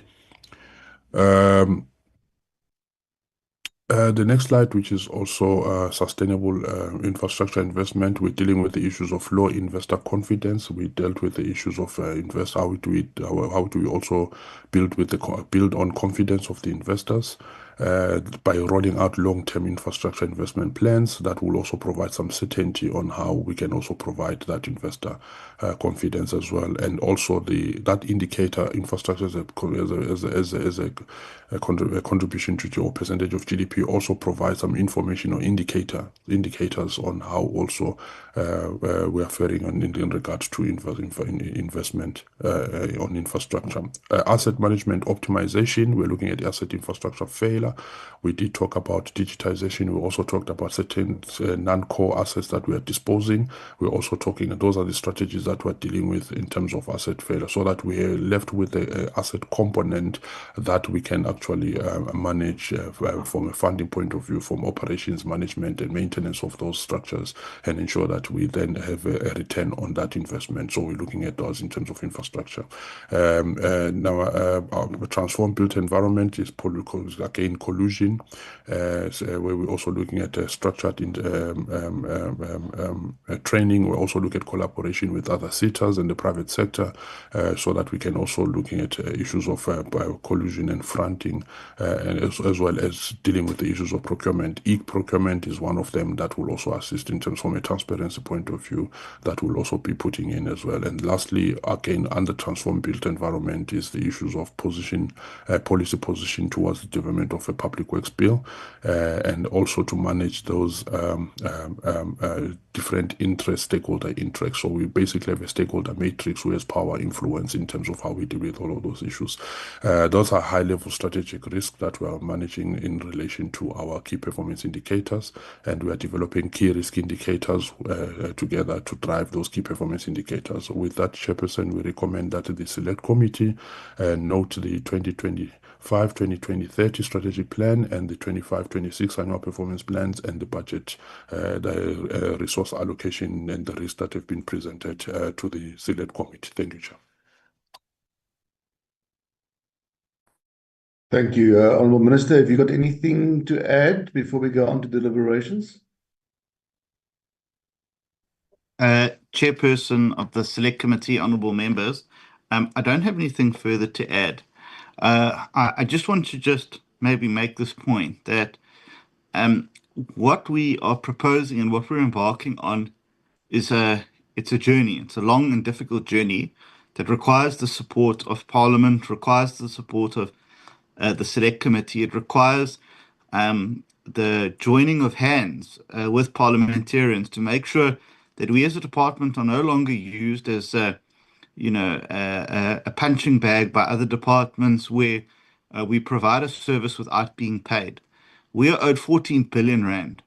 That is 14 billion rand that is needed to upgrade government buildings, to advance EPWP, and for every rand that is not paid to us for a service that is provided, it affects the economy and affects the people that we serve. And we cannot have a situation where government departments just simply fold their arms and say, well, to hell with you, we're not going to pay. And that is something that I think that the Select Committee should exercise itself with, that we no longer will provide services to other clients that refuse to pay us. No one would do it in the private sector, and government cannot be expected to do it amongst itself as well. So we really look forward to going on this journey with you, and we appreciate the support of the Select Committee, particularly in each of your respective provinces, and we remain at your service. Thank you so much. Thank you very much, Honourable Minister. Just Mr. Mashlangu and Mrs. Itole, I just want to say well done to both of you. You've delivered a marathon presentation, some 60-odd slides, at sprinting speed, and you haven't lost your breaths in the exercise, and I don't think you've lost any of us as the committee. So thank you so much for proving that it's possible to be both efficient and engaging. We really appreciate that. Through you, Minister, you are both very welcome to go and take a hydration break. I think both of you have earned it. Honourable members, we now have time for deliberation and engagement with the department. Honourable Kaunda, I see your hand was up first. I just want to remind everybody, please, that we don't have time today for long statements. Let's stick to just the questions, if you can. We also have to, after our meeting is concluded, leave some time over for Honourable Kaunda. Our sister committee also have a little bit of homework to do today before their meeting tomorrow. So we're trying to save some time in that aspect as well. So with that, let's allow for some engagements. I'll take all the questions. We normally do questions and answers, but I think for the sake of saving time today, we'll take all the questions and then we'll hand over to the department for responses. And then we'll see if there's any time left for clarification after that. With that, over to you, Honourable Kaunda. Thank you very much. Thank you, Honourable Chair. I will do exactly what you have requested us to do, to be brief. Let me welcome the reports from the Minister and the team led by the Director General. My first question, Chair, is that as representatives of the provinces, we are more interested on the Expropriation Act, which is going to be assisting municipalities in particular in terms of their developments. Most of the dilapidated buildings in the CPDs and how that will be fast-tracked. So my question is, in the APP, I couldn't identify when are we expecting the minister to conclude regulations on the implementation of this noble act of government. As much as I am aware that politically there are decisions that are taken by the minister as a public representative is expected to produce regulations. So when are we expecting that to be done? Secondly, the situational analysis identifies gaps in the contract management and standard operating procedures. What are these gaps that have been highlighted? What are the 4 business process automation targeted for the 2025-2026 financial year, and why have these processes been prioritized? Thank you, Chair. Thank you very much, Honourable Kaunda. Honourable Teresa. No, thank you very much, Chairperson. I'll try to be brief. I wanted to. We know you can be, Honourable Teresa, so you can prove us right. Thank you. Yeah, no, I'll try to be brief, Chair. In terms of, we note that the infrastructure development support budget responsible for feasibility receives a meager 589 million. How much has been geared for project under planning?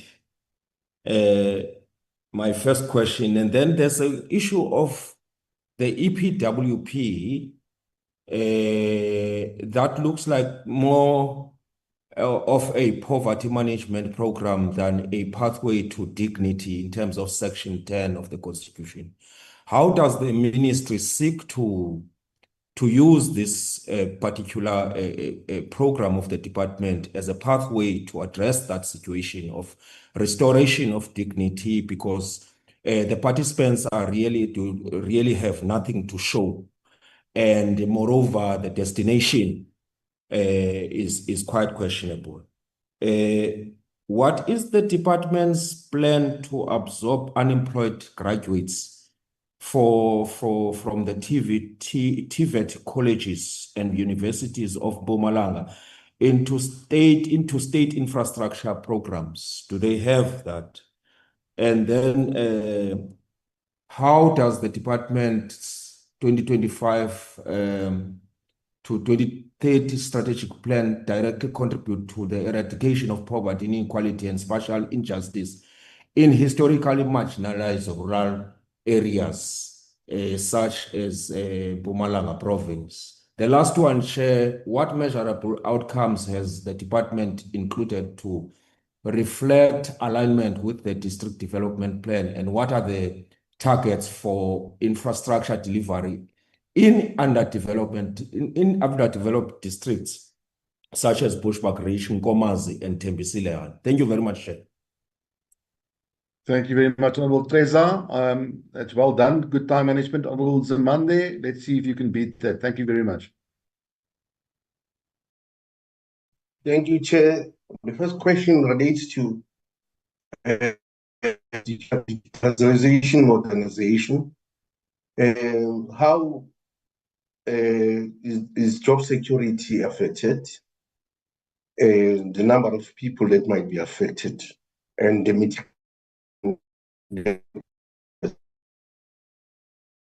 question is, and the number of outputs that are being made. For me, it seems there's not right alignment with strategic goals themselves, which is creating a problem for a department tomorrow to deliver its own mandate. The question that I have now relates to the difference in terms of budget on goods and services. What is the impact in terms of the money available? The third question I have is the question of the mega project that have been delayed, and whether the department is prioritizing that, and what is it that they're looking for to do in terms of the plans. The last part then relates to the issue of those companies that could have been contracted and left some of the mega projects unfinished, but they happen to be employed in a different project. What are the strategies that the department is intending to employ to follow the money? That's it, Chair. Thank you, Honorable Nzimande. Let's go over to Honorable Skeerkogel. Thank you, Chairperson. I just want to find out about the modernization and the digitalization efforts that have done in the department, and how will it be achieved, like to be so that the department can be protected, like given the last year, the cyber attack on Sage last year to affect payments. That's the first question. And then what efforts have been made to reduce the lease-in portfolio, and what is the department doing to improve the usage of their assets? And it kind of leads into my next question that came out of the presentation is, what has the department done so far to address the potential backlog of especially refurbishing government buildings? Then, Chairperson, I just want to find out what is the status on the 800 million rand oxygen plant tender that the department has discovered so far, and what is the progress on that? And then my second last question is what successes can we see so far with the operation Bring Back to get legally occupied properties back and then to utilize it? Just what has been our success rate on that? And then if I guess it's from more of on the minister's side, what is the success rates that we've seen with the collaboration with the Minister of Basic Education on elaborating pit latrines? I know that a lot of progress has been made, just if we have some feedback on that and the impact of that program. Thank you, Chair. Thank you, Honorable Skeerkogel. Good time management there. Honorable Peter. Over to you. Thank you so much. Thank you so much, Chair. Honorable Skill Kochel has covered me a lot, but I just want to add some few questions.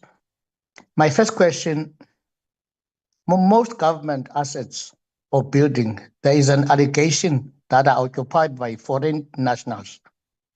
There's also allegation that municipal building is owned by private sector, owned by the same foreign nationals. And where local municipalities is renting to foreign nationals. How true is this allegation?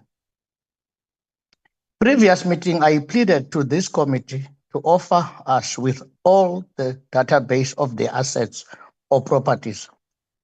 I just want to know how far can we get that database? Another one, I just want to know, because my concern is on the assets and the properties of the government. Who manages your assets? Which model did you use to manage your assets or your properties?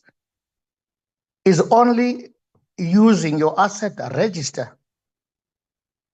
Did your department use manual or auto system? Is your model digital? I just want to get that clarity.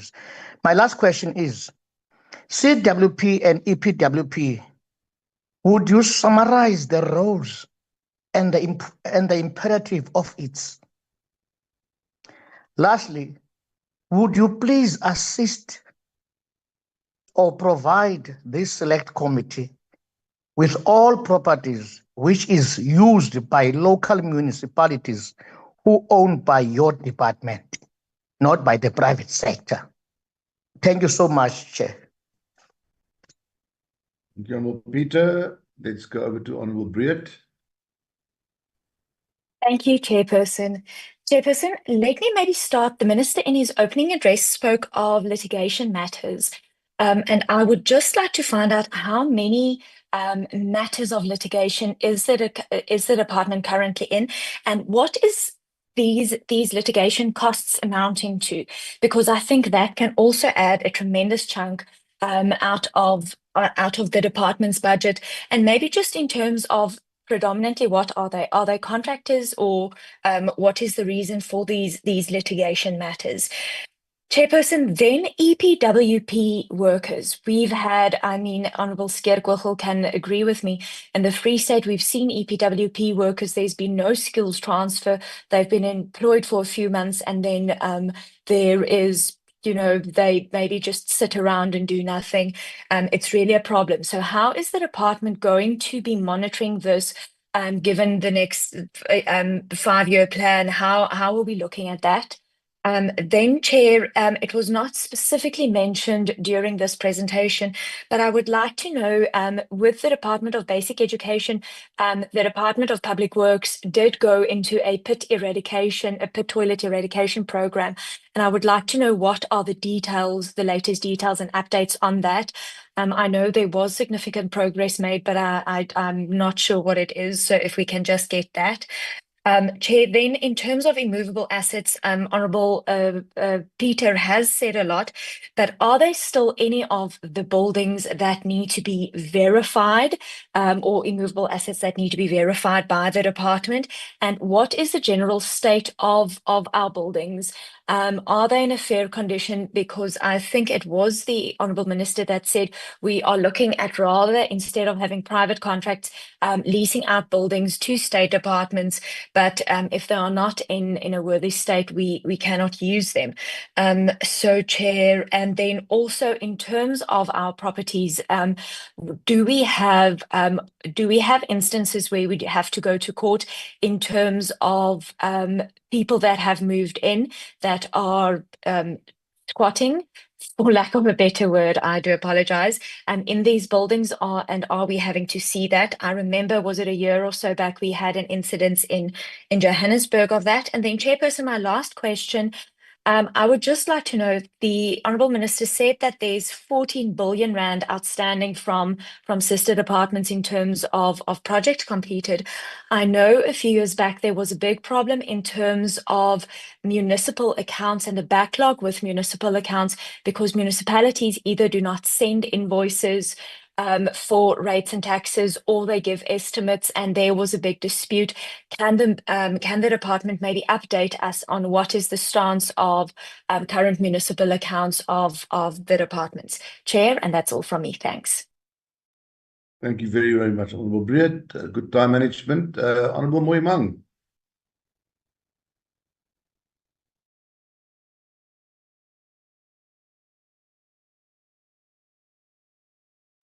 Thank you, Chair, for the opportunity. Greetings to yourself again and honourable members.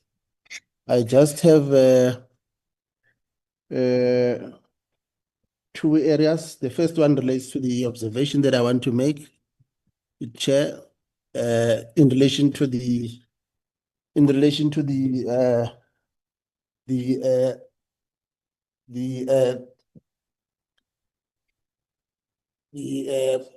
key programs around the EPWP, which obviously it's a bit of a concern that there is a reduction. There is a reduction in terms of the budget, but I think what is critical is to appreciate the commitment by the department to continue to engage with the Treasury in terms of relooking at the mental augmentation. But I think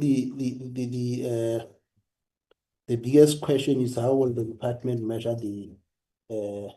ensure that there is a long-term sustainability and impact of the EPWP jobs beyond the short-term employment.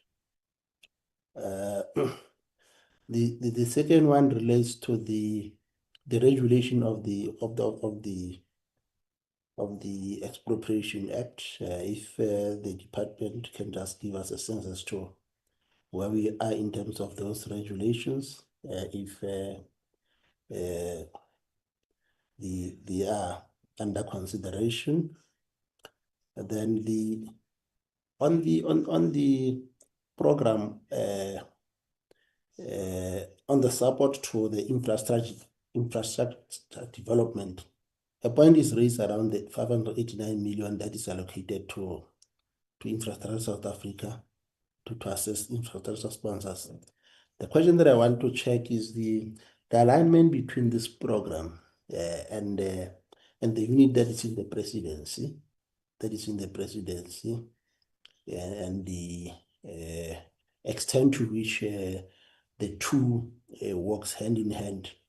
If the department can just probably share with us the extent to which there is collaboration and how much the Infrastructure South Africa support is also located within the presidency in terms of budget, and the collaboration around the feasibility studies, planning and legal compliance, whether is there no duplication in relation to this aspect.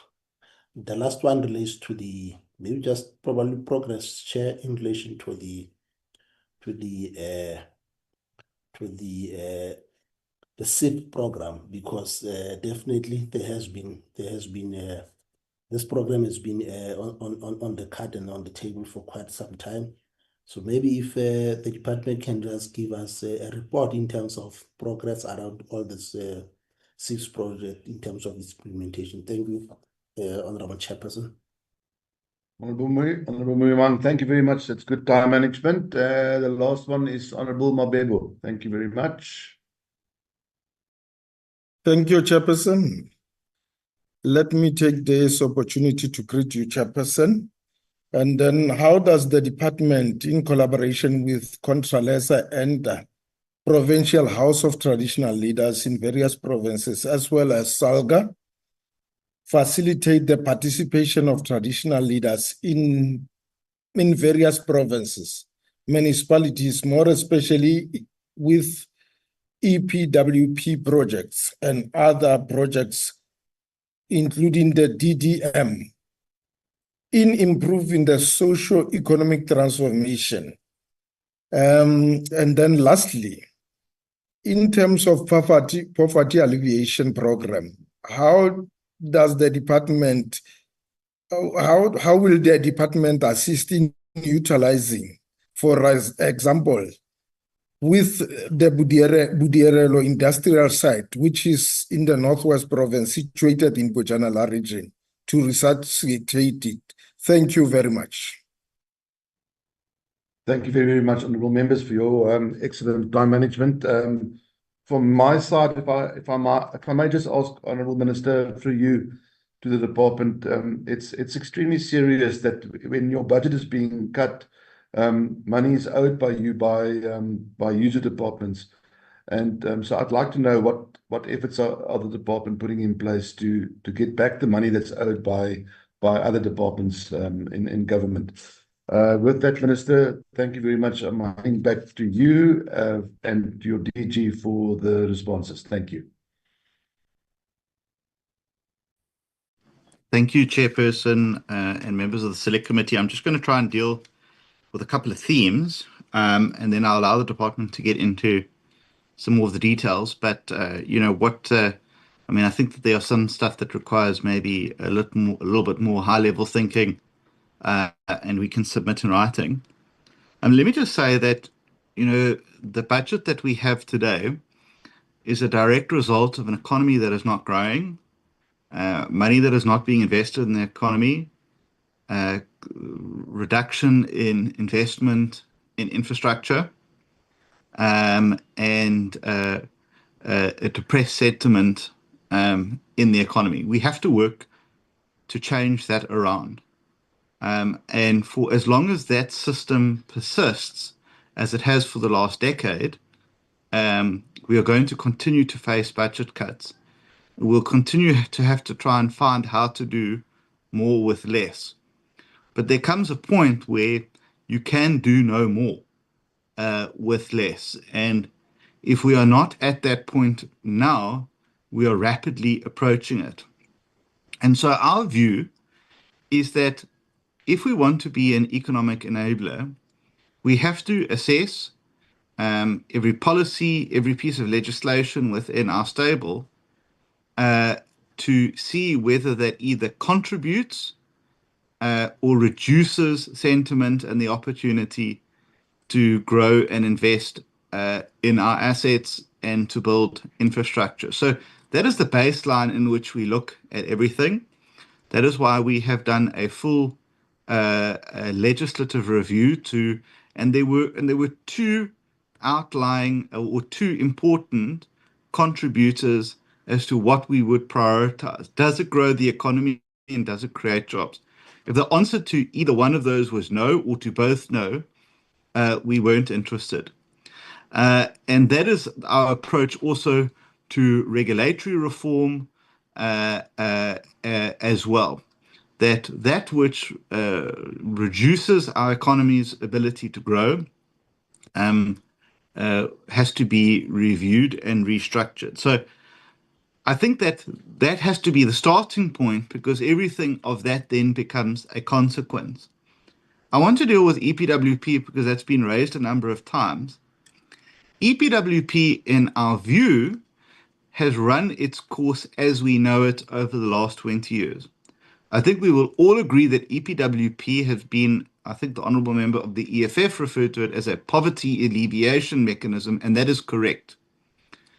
But I think, in my view, and this is the view I think of many places that I've been to across the country, is that people are looking for a transition out of a poverty alleviation project into something that is more skills-based and something that gives people an opportunity to a long-term job particularly within the built environment. So that is our approach, is to fundamentally refocus the EPWP program to become something that is more long-term in nature. Now that requires some systematic interventions, particularly around local government's role. Because what we've seen, honourable members, and many of you will attest to this yourselves, is that local government gets transferred these funds. And by the way, we've actually halted transferring funds to local government where they do not comply with DORA, because we cannot transfer funds where the basic requirements by those municipalities are not met. So we will withhold funds where they're not being spent correctly, or the contractual obligations of local government is not being met. We often get claims for funds where there are no registers, where there is no proof of work, where there is no proof of training, and we cannot and we will not allow that. And so the answer to that is a technological-based intervention where we take the opportunity for abuse at local government away, where we have a transparent process on how opportunities are awarded, and that we link those participants with contractors, with government agencies, employees that are looking for those skills in those areas. And that is why we are running two pilot projects in conjunction with Harambee, which is an employment focused entity working with the Department of Labour, the Presidency, and others, where we are going to trial a potential new model in KwaZulu-Natal and Limpopo. And I am convinced that at the end of that, we will be able to show that we are able to put more people into longer term work that is more dignified than which they currently are undertaking. And so that is our commitment and something that we are absolutely determined to do. But we also have to ensure that there is consequence management for people and businesses that do not perform to the required standards that I expect in this department. And that's why it's been incredibly frustrating that over the last 20 years, we have only blacklisted one company in 20 years. We are now in the process of blacklisting up to 40 and 50 companies that have not fulfilled their contractual obligations. We cannot allow people to do work for this department and not get away with shoddy work or not delivering on their obligations, which goes to my point around supply chain management and the litigation that the Honourable Brett mentioned. Honourable Brett and members, we are up to our eyeballs in litigation. And what is that litigation exactly, you may ask? Well, by and large, it relates to a number of SCM awards that have been awarded unlawfully to contractors that should never have got them in the first place. And we have a big problem in the way in which bids are adjudicated and awarded in this department. And that's why e-procurement is so critical to stamping that out. But it can't just be that, we, have these cases awarded against us. Officials must be held accountable for that.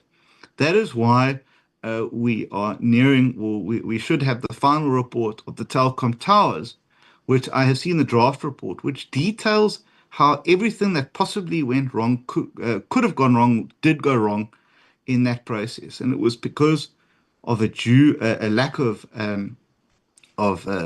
care and a lack of following processes. And where those judgments are made against us, I do not seek to appeal them because that would be a further waste of money. We seek to settle them and then take corrective action against people who are involved in awarding those bids. In terms of ICT, again, colleagues, this is going to be the thing that saves this department. We have no other choice but to embark on a digital modernization of this department. If you came and looked at the files and files that exist that lie all over the place, it is just not possible to carry on like that. That is why we will soon be appointing an expert company to do an assessment of our digital infrastructure and roadmap, and then we'll be able to plot that out for us so that we can implement something that is of the 21st century. It is why that I have decided that we will create a new ICT directorate within the department that will be solely focused on harmonizing all the various ICT architecture that exists across the various platforms into one program, into one a central point that will be observed and monitored and operationalized. And that this entire department speaks to one another in its digital language, as opposed to not speaking to each other at all, which reinforces silos and why it takes so long to get things done. So that will be an important game changer for the department. It will also allow us to assess the leased in portfolio. And again, honorable members, I say that 6 billion rand in leases should be a great cause for concern. We cannot be the single largest land owner and property owner in the country and then spend 6 billion rand on leases. Those two things just do not make sense to me, and that is why we instituted as early as last year a thorough process that would have to detail every single lease that was required. How much was the square meter? What were the market rates? Was there a government building available? And unfortunately, that has brought a dead stop to the obsession to lease from the private sector, but it has also created a few internal problems for us with officials who don't want to comply with requests, and we are dealing with that. But we will also have a digital architecture that will allow us to deal with these issues and be able to have comparative analysis and business cases on leases. I have this morning received the draft report on the IDT investigation into the 850 million rand award into the oxygen fiasco. I will not go into it, but suffice to say that my concerns and the public's concerns after reading the draft report this morning were entirely justified. And we will be waiting for the final report. And on the conclusion of that final report, we will then make it public, and we will detail the actions that will take place there. But it remains within my commitment to hold officials and businesses that try to rip off the state accountable, and not just accountable by naming them in public, but they must also face the inside of a prison cell, because that money does not belong to them. It belongs to the state, it belongs to the people of this country, and it belongs being invested into projects and not sitting in people's bank accounts.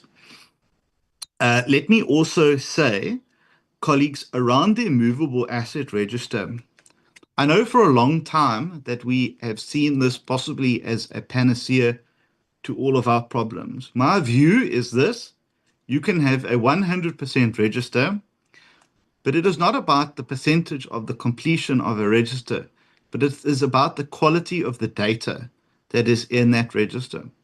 What condition is the building in? What is the value of the building? Is that correctly identified? What is the maintenance required for that building, etc.? And on that score, I'm not convinced that the asset register is of particular use, other than to give you an address of where something is located. And so through our modernization and through our risk management strategy that we will be embarking on, we seek to say that if you walk into a building or you are the client of the building, you will only need to simply take a picture of something that is defective or not working or needs replacing, be able to upload that into our digital system, and the system will tell you whether it is required to in fact be replaced or not, and what the cost comparative estimates would be for that replacement. So we would not have to pay 50 Rand for a light bulb, we'd pay 5 Rand for a light bulb.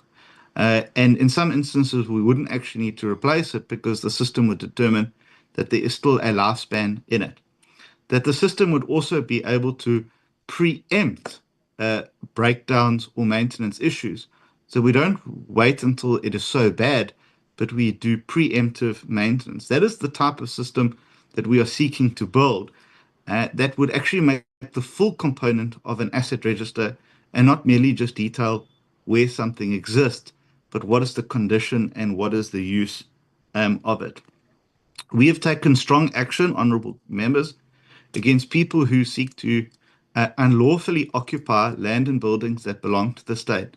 And let me say this very clearly, that no person has any right to unlawfully occupy state buildings and state land. That is why we have been involved in a number of court cases to evict people, both domestic and foreign, who have sought to take our buildings. Now, we cannot also be then held responsible for buildings in other metros that do not belong to us. Those are questions that most likely should be submitted to provincial governments or local municipalities.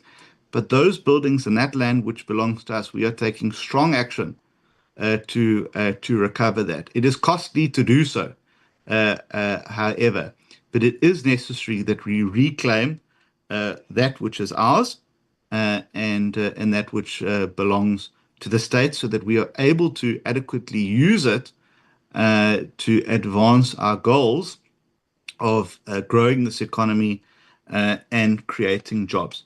So, DDG Mahlangu, I'll hand over to you for further responses. The DG is unfortunately just in the car. He's driving back from the Northwest, Chair, because he was coming back from the Human Rights Commission.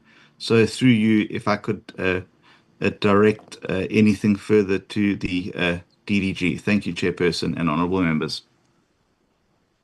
Thank you, Minister. Please continue, DDG. Thank you, Minister, and afternoon once more, members of the committee. There was a question around the four business process automation and the standard gaps and the gaps that were identified. Let me start with the gaps. Internally, Minister has touched some of the issues around procurement. These are the gaps that we're talking about in terms of how do we strengthen our procurement systems within the organization as part of our internal control systems within the organization to ensure that it effectively there's an impact that we experience in driving infrastructure delivery and procurement. So that's basically some of the issues. So the e-procurement is one of the identified initiatives to run in the organization to deal with those issues. Secondly is the issues around the asset management and asset management, where we also need to automate and digitize and ensure that also when we talk about the credible asset register and the quality of the information there is also can be actually sourced from the system rather than spreadsheets that are kept in officials' laptops.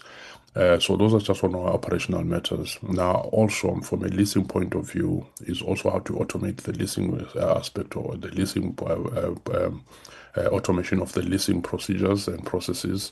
That will also enhance and ensure that there's efficiency in the management of those documentation, as well as management of the lease.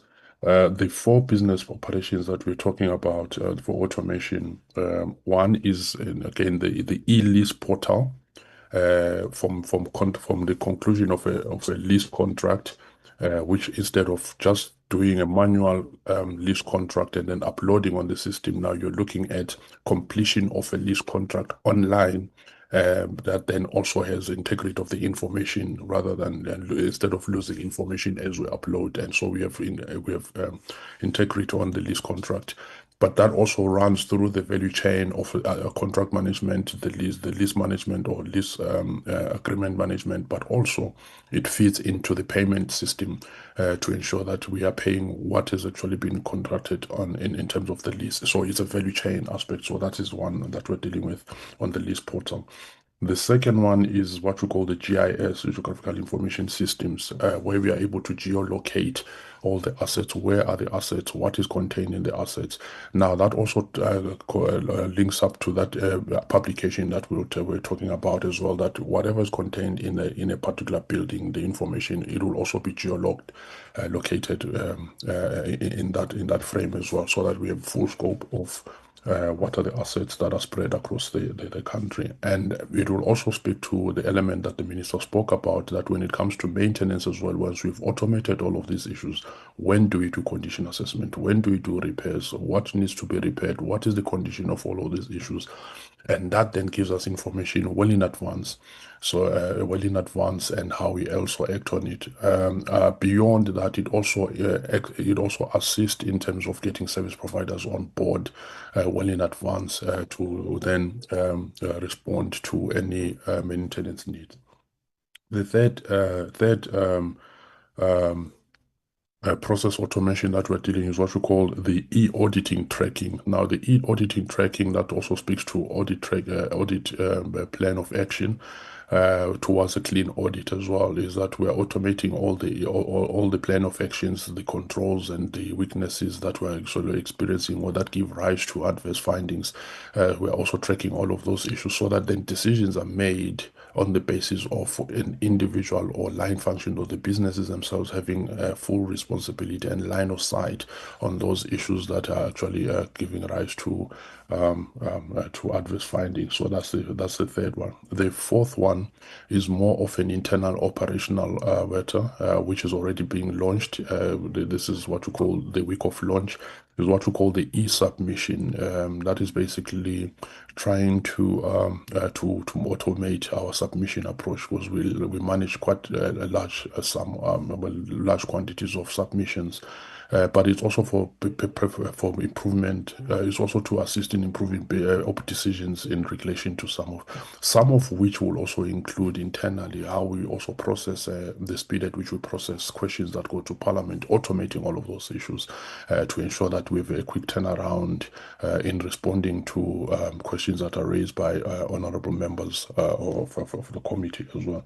So those are the ones that have been identified at a level. There are others that also form part of what the minister also highlighted on of a service provider that will also look at all the areas of the ICT components that we're also looking at automating and also developing it, what we call a digital blueprint of ICT strategy that will also improve and enhance our ICT operations in the organization. So those are the areas that questions were raised under that as well. There were questions around EPWP.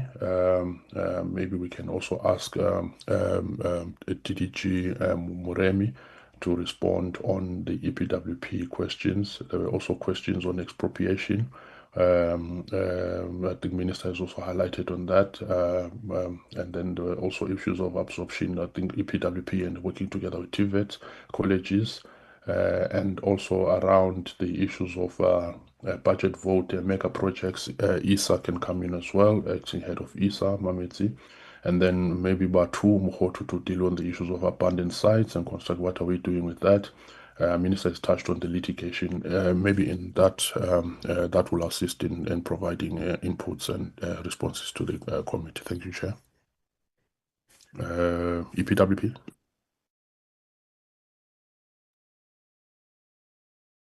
Thanks, Chairperson, Honorable Minister, Team DG.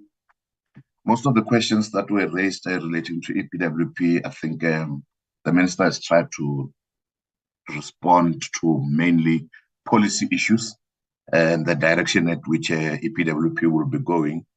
And I think most of those are covered I may just want to cover a few issues around the EPWP to say there were questions that were asked around the issue of the budget cuts and all that. To say, yes, it's true, EPWP has had some budget cuts in the past financial years.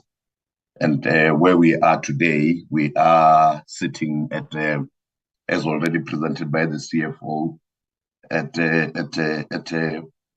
a budget of about 6 billion over the MTF period, and we're sitting at about 1.8 billion in a financial year.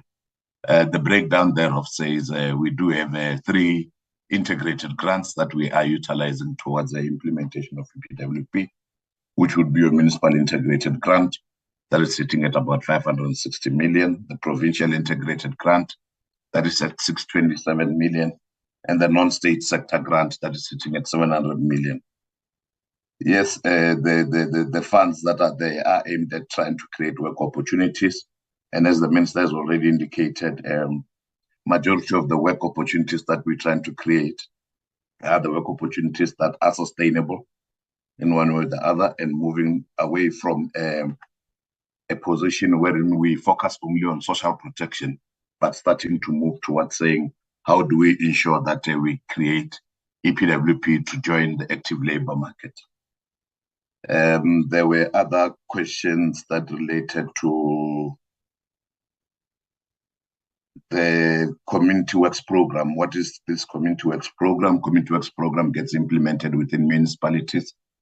It covers a number of programs depending on the projects that are there within municipalities. They vary from environmental projects to construction projects and all those, and they also vary in terms of duration of such projects.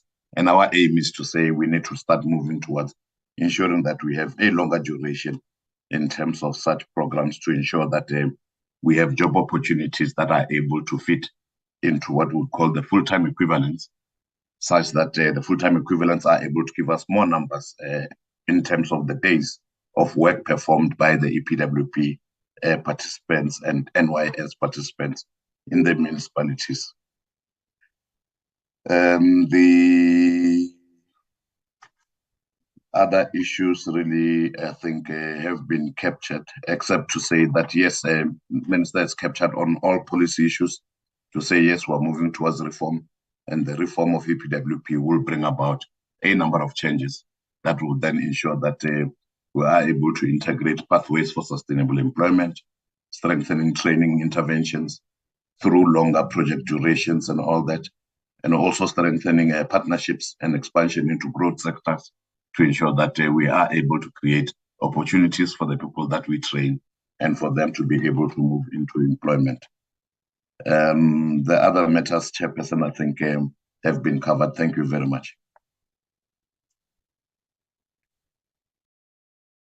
Honourable members, I'd like to just allow one more sweep, because we took all the questions in one go. If anybody has a question that's still unanswered, based on your original question, not a new question, I'll take hands if there's anyone.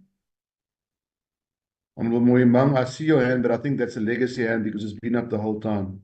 Yes, sir. I didn't hear the issue of the regulation. The regulations on the expropriation. Okay, that's one. Okay, anyone else? Chair, I didn't hear anything about the skills development on bursaries internship for 1,200 youth per year. Okay, skills development, we got that. Anyone else? Okay, thank you very much. The questions are now closed. I'll allow the department to respond to those 2 questions, please. Thank you.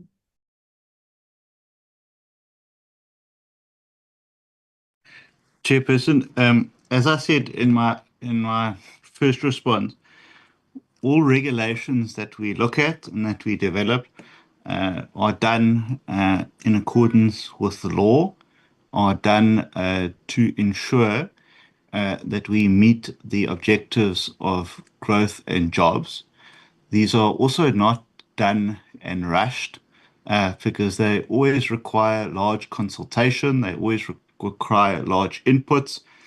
As an example, the ones that we have also been currently busy with. The social facilitation framework has also, been very widely consulted. So, it's not something, these things of regulations are not something that we're prepared to rush in. They have to be workshopped through stakeholders, through government, and so on. And when we are ready to put all of those out for public comment, we do so through the Gazette, where then people are able to have the opportunity to have their comment. With regards to the second point, I will allow someone from the department to respond to that point. Thank you. Thank you, Minister. Department.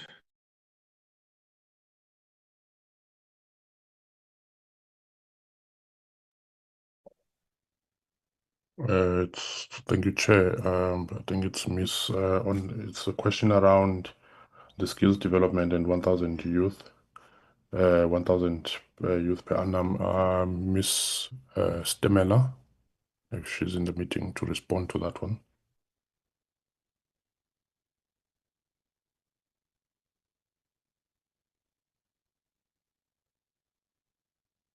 In a country of over 10 million unemployed youth.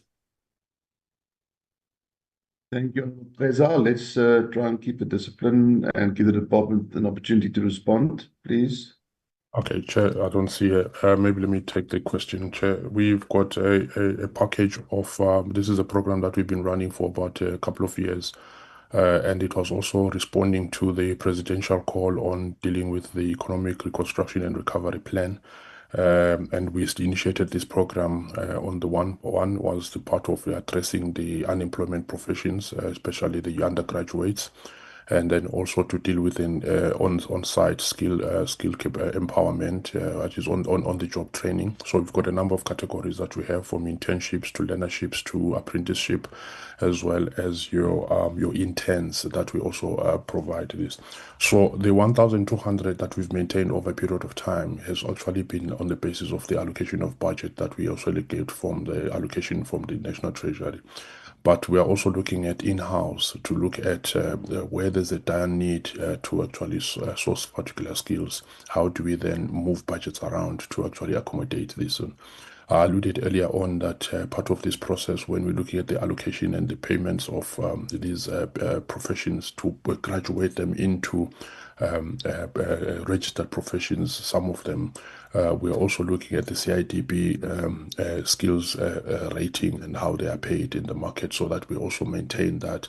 That I think the regulations from CIDB, they're paying about between 12,000 to 14,000, and we're trying to maintain that so that they can also upskill themselves towards that professional registration.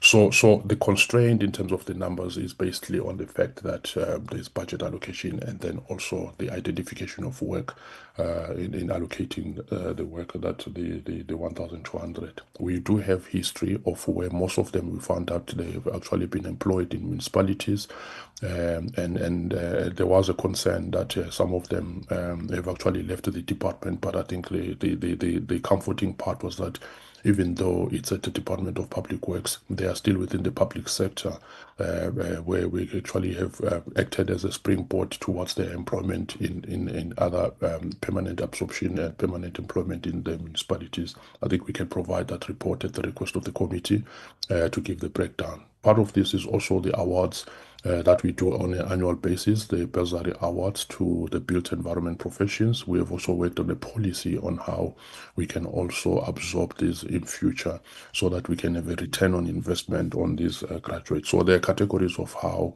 these 1,200 are broken down. That is also towards addressing the issues of undergraduate employment, undergraduates or unemployed graduates, but also to tackle as our own contribution as a department to tackle the youth unemployment. We are also collaborating with other SETAs who are also assisting it from a funding point of view, and then also we provide them on the job training and exposure towards their professional development as well. So that is a breakdown that we can provide in detail as a written response to members of the committee. Thank you, Chair. Thank you very much, Mr. Mflambe. Thank you, Honourable Minister. I think that's all we have time for today. Dr. Clark will request that report on behalf of our committee for dissemination and further discussion.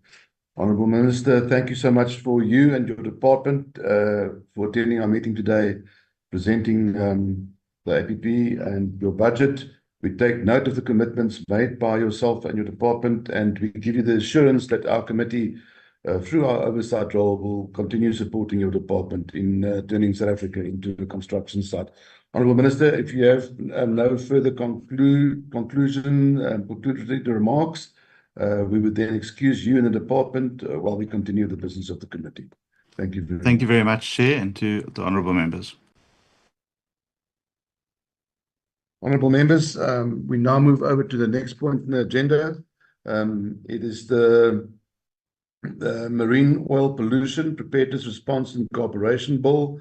We are today considering the final mandates of the bill, and then we also are considering and adopting the Select Committee report on the bill. I'm going to hand over to Mr. Ntalini to guide us through the consideration of the final mandates, and I think there's also going to be engagement required from each province on these final mandates. Thank you very much, Mr. Ntalini. Over to you. Thank you, Chairperson, and good day, honourable members, once more again. As the Chairperson has alluded, mine, it's simple, it's just to confirm the procedure and how we are going to deal with these processes. This processes, honourable members, is guided by Section 6 of the Mandating Procedure of Provinces Act number 52 of 2008, which reads as follows. A provincial legislature must confer on its provincial delegation to the NCOP to cast a vote when the relevant NCOP Select Committee consider a bill prior to the voting thereon in an NCOP plenary. So that is how it is we are going to work, guided by the Mandating Procedure Act. And in terms of the quorum, guided by the rules, Rule 1532, we do quorate. So I will then, at this point, request Dr. Clark to flight the mandates, and then Chairperson will take over.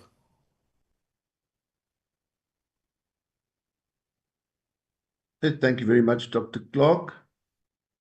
So I'm assuming that each province, as you flight the mandate, will, for the record, read into the record the mandate by their province. Is that correct? That is correct, Chairperson. Thank you very much. Honourable members, with your permission, I'll start with the Western Cape just by way of example.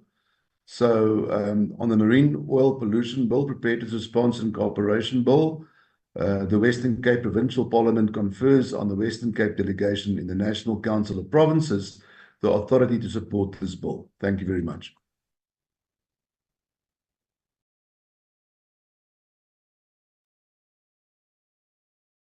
Delegate from the Eastern Cape. Thank you, Chair. The province votes in favour of the bill and mandates the Eastern Cape permanent delegates to the NCOP to vote in favour of this bill. I thank you, Chair. Thank you, Honourable Peter. We move over to the Free State. Thank you, Chair. The Free State Legislature votes in favour of the bill. Thank you, Honourable Breed. Moving over to Gauteng.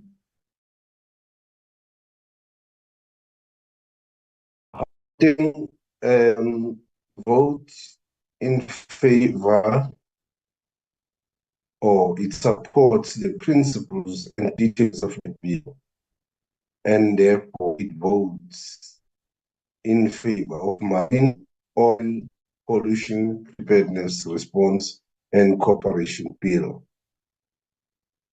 Thank you, Honourable Nzimande. Moving over to KwaZulu-Natal.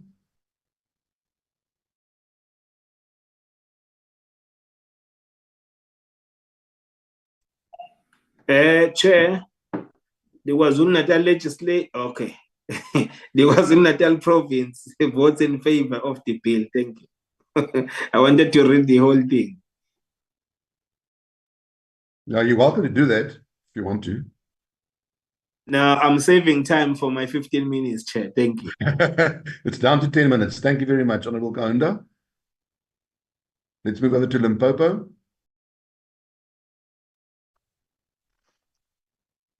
Thank you, Chairperson. I hope you can, I'm audible because I had a problem with network. Chair, You can put your video off if you want. It normally helps with the bandwidth. okay. Chair, Limpopo votes in favor of the bill. Thank you. Thank you, Honourable Molokome. Mpumalanga.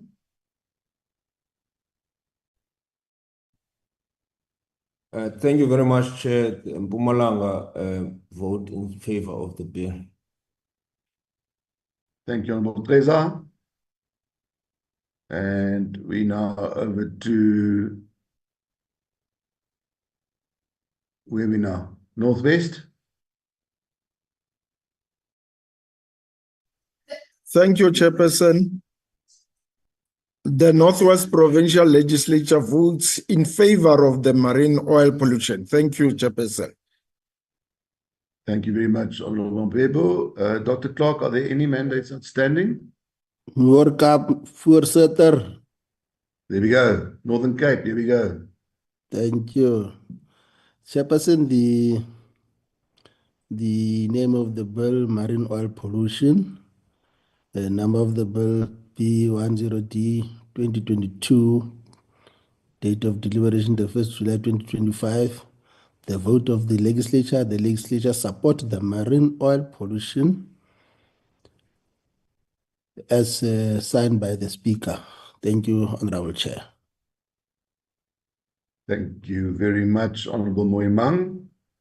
Are there any other provinces that we still have to do, Dr. Clark? I don't think so. No, Chairperson, that's all the final mandates That's all for all provinces. That's correct. So that's unanimous. All the provinces have then conferred mandates on their delegates to vote in favour of the bill. Please let me extend my gratitude to all the provinces for the timely submissions of the mandates. It is so recorded. We'll now move over to the consideration and adoption of the Select Committee report on this bill. Honourable members, you will be required to vote on this bill by show of hands once we've dealt with the bill after Mr. Mthalini has flooded the bill, the report of the bill, please.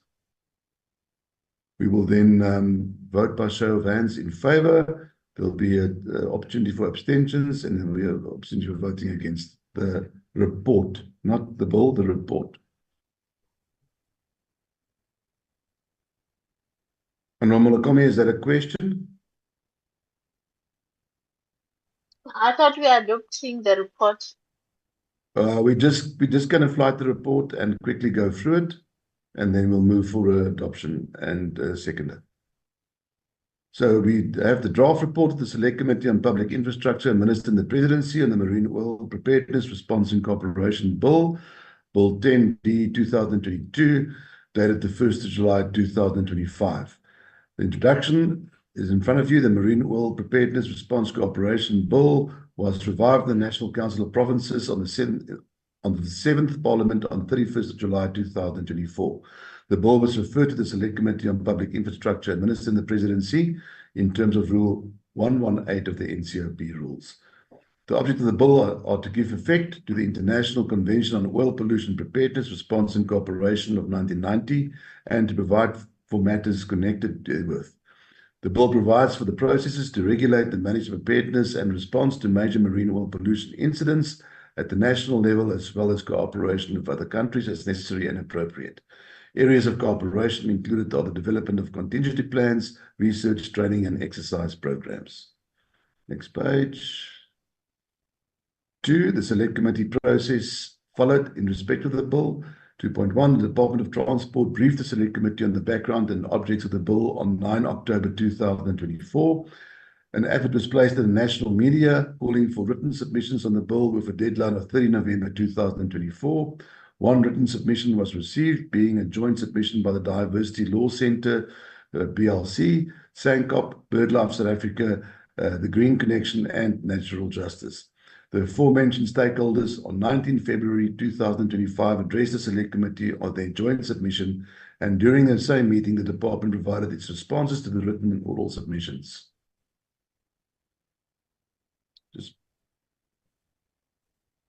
On the 9th of April 2025, the Select Committee considered and deliberated on provincial negotiating mandates in the bill, including the department responses on the amendments proposed by provinces.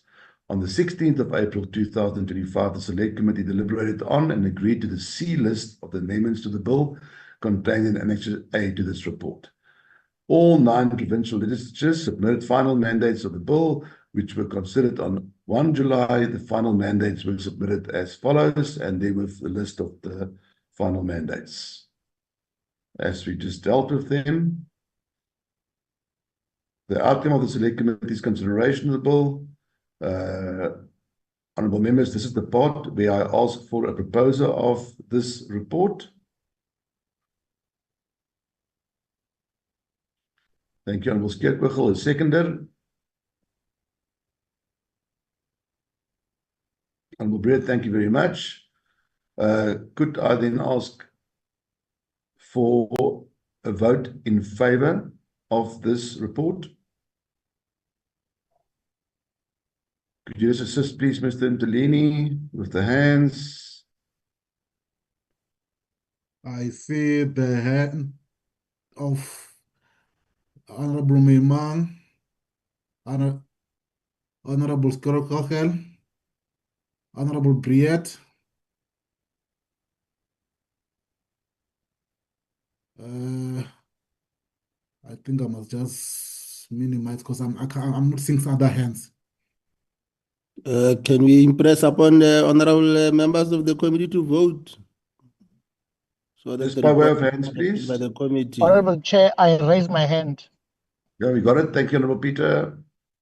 I did too, Honorable. Honourable Mabebo, Honourable Peza, Honourable Kaunda.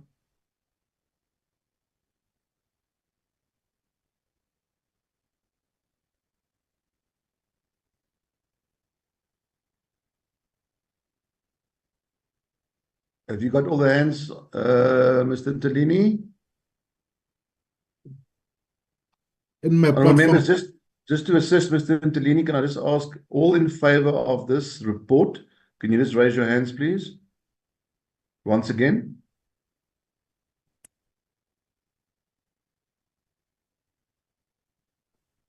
I don't see the hand of Honourable Mabebo. There we go. Honourable Tleza. Okay, there we go. Thank you very much. Are there anybody against this bill? Sorry, Chairperson, did you see my hand? We got it. Thank you. Okay, thank you. Chair. Yes, somebody's calling me. It's Cesar. Yes.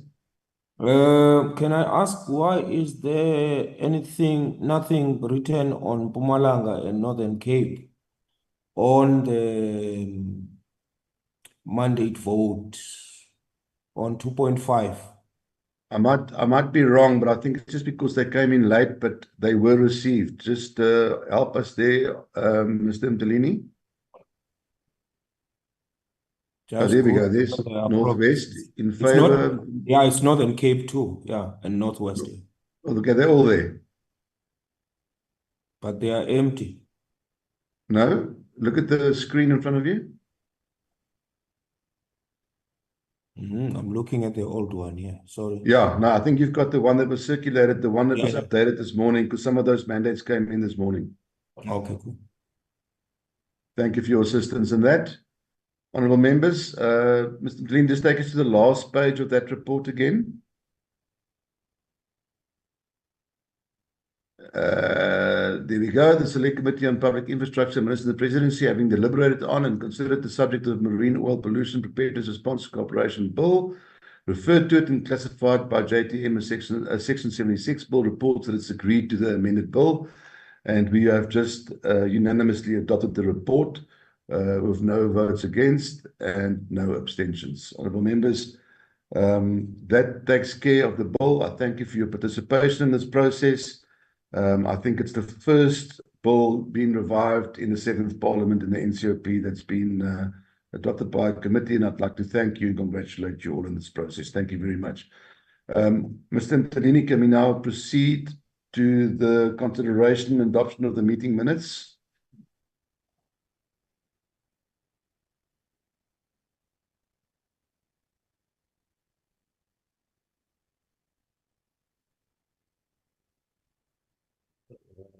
My apology, Chairperson. No problem. Okay. You've got a minute. It's fine. I can see Honourable Kahunda is sweating.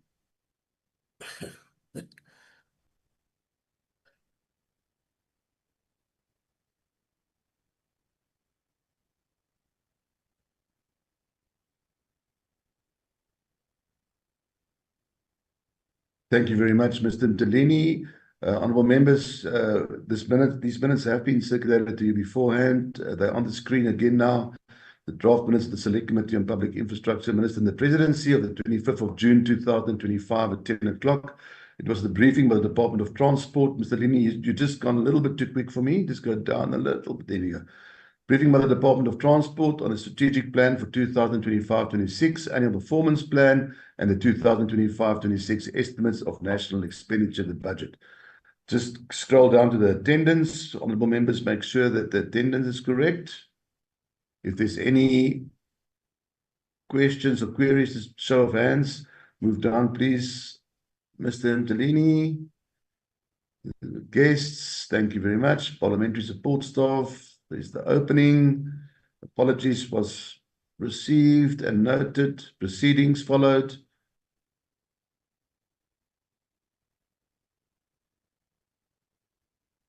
Deliberations by the committee.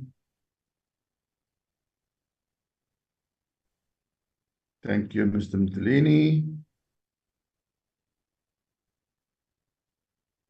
Thank you very much.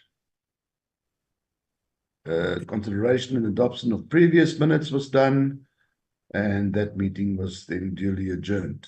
Honourable members, can I have a proposal for these minutes as a true reflection, please?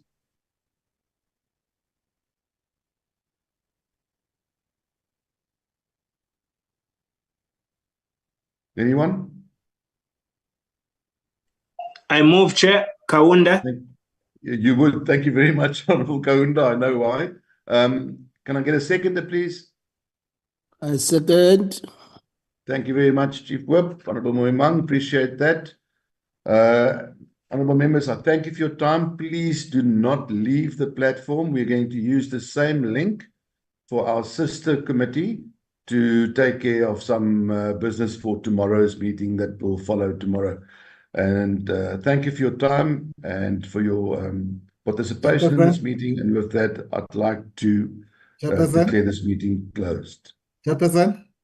Yes, Mr. Ntalini. But another report, Chairperson, the budget vote report for transport.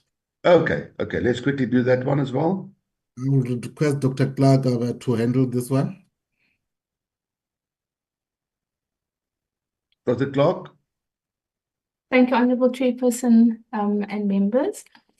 What we have before us is the report of the Select Committee on the consideration of Budget Vote 40 being transport, including its 2025-26 to 29-30 strategic plan, its 2025-26 annual performance plan, dated 1 July 2025.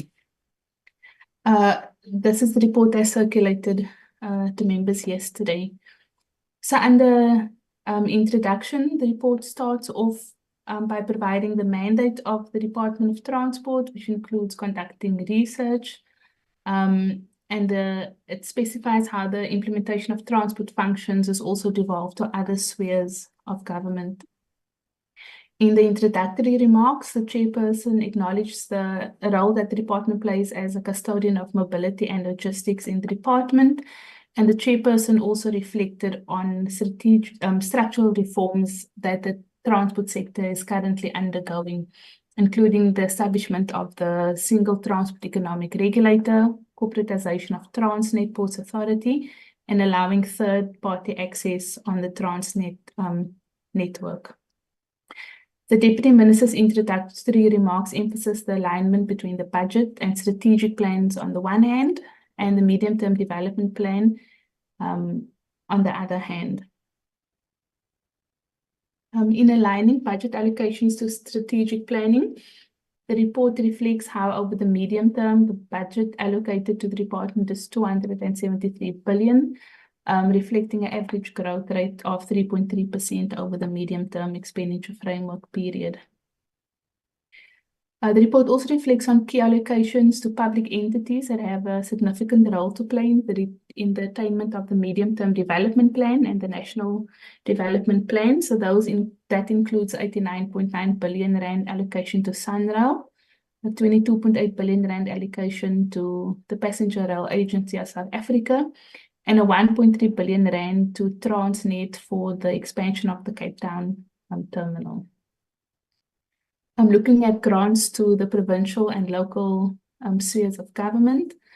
The provincial road maintenance grant will see an allocation of 531 billion rand to provinces. That disbursement is for the purpose of rehabilitation of 12,000 plus kilometers, reseeding of 12,000 plus lane kilometers, and reclaiming of 24,000 plus kilometers. In support of socially important initiatives, allocation of 1.2 million rand has also been allocated over the medium term to fund the scrapping of taxis, 408 million allocated for taxi gratuities, and 340 million allocated for taxi empowerment projects. In support of the public transport network grant, amount of 22.4 billion will be transferred to metropolitan municipalities in support of the implementation of integrated public transport networks. On key observation and findings, Chairperson and honourable members, a focus was placed on the driving license account holder, which is currently undergoing organizational restructure, which unfortunately has resulted in a fairly high vacancy rate. And for that reason, a performance target has been set to reduce vacancy rates to 50%. In the interim, acting appointments have been made at the DLCA, including the head of entity, the chief financial officer. The audit risk committee of the department is playing that role within the DLCA, and a request for proposal has been issued for the appointment of internal audit committee functions. The committee requested the department to respond to requests for fines and temporary licenses to be waived for motorists who have already applied for renewals. And in the broad response to that, the department reflected on the card machine that had been broken down, which is however currently operational, and that a period of 3 months is anticipated for clearing the backlog. The department also spoke about the interim measures that it is exploring together with the government printing works as an interim solution for the production of license cards, where the department and GPW will be developing this interim solution over the next 24 months. In directly responding to the calls, communication has also been issued to extend the validity of expired driver's license, and also the validity within which persons is allowed to drive with temporary licenses. The committee reflected how the introduction of digital driving licenses does not appear on the strategic plan or the annual performance plan of the department. and questioned how this had come about given consecutive undertakings by ministers to roll out the license. The department confirmed that the exploration of digital licenses has not been abandoned. However, it will now be part of the long-term and not immediate solutions to the issuing of driving licenses. And that part of the work that the government printing works is doing is research into digital options. And primary issues to be addressed would be the need to ensure security and authenticity features of the digital cards. Members inquired about the extension of the railway network to rural towns. And the department reflected on how the post-19 recovery hampered the development of new corridors, but that this will take place guided by the rail master plan that is under development. Members also spoke about the need for transformation of the aviation and maritime industry, and the department shared this in saying that they acknowledge that transformation may not have proceeded as desired, but that various support measures have been put in place, including the comprehensive civil aviation policy and comprehensive maritime policy, which seeks to transform the various industries, including creating more inclusive sectors. The frequent media reports of scholars being injured or sadly passing away to and from school was also raised as a concern by members. And while stating that the department has a learner transport policy, the department, however, acknowledged that there are instances of non-compliance by contracting authorities, and that its own measures for keeping contracting authorities should be strengthened. In light of the rail accident fund's insistence to launch legal gross challenges, the Select Committee also asked about remedial powers the minister have in face of serious governance deficiencies. And in this respect, the Deputy Minister responded by focusing on the fiduciary responsibilities that the boards of public entities have and how the department's role is to ensure compliance with those fiduciary responsibilities. On the specific issues of the legal challenges, the minister reported that he had met with RAF and the entity has been afforded 21 days to respond to the implications of its latest constitutional court challenge to the audit findings. Members noted that the budget showed a marked increase in spending on consultants and how this might speak to sorry, I saw a hand, Chairperson. And how this might speak to limited internal capacity of the department. The department, however, responded that consultants are used for skills that will not be needed within the department over the long term, and that skills transfer has also been built into the consultancy period contracts that are undersigned with contractors. The committee also noted the negative growth under the civil aviation program in light of recent reports of air traffic shortcomings at airports. In respect of recommendations, the first recommendation is that the department provide a report on the road accident fund, including a state of the entity's governance, and the inputs that the department is due to give the Standing Committee on Public Accounts, who will be holding an inquiry into allegations of maladministration, financial management, wasteful and irregular expenditure, and related financial misconduct at the entity. The department is also requested to provide a report on the planned utilization of consultants, including an identification of the skills deficits that necessitates the use of consultants. It's recommended that the department provide a report providing more detail on the methodology and specifications for the interim mechanisms as agreed to between the department and the government printing works. It's recommended that air traffic navigation systems brief the Select Committee on the funds that were allocated in the previous 2 financial years to address the obsolescence of communication and surveillance systems and whether the funds were utilized as intended. It's recommended that the department brief the Select Committee on the rail master plan upon its completion, with a focus on the extension of rail to rural towns.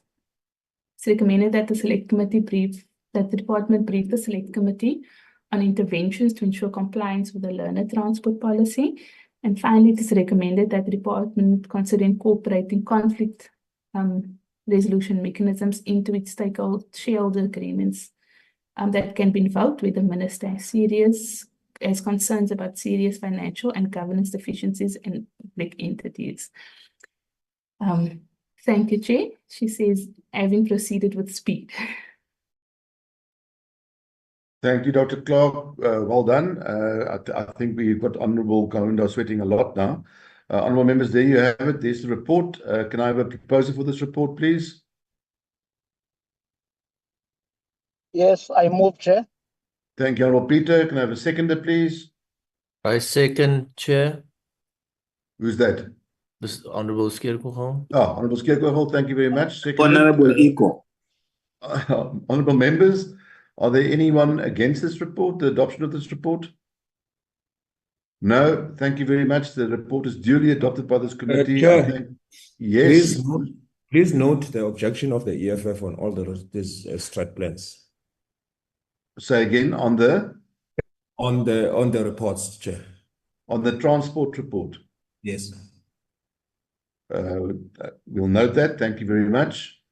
Anyone else?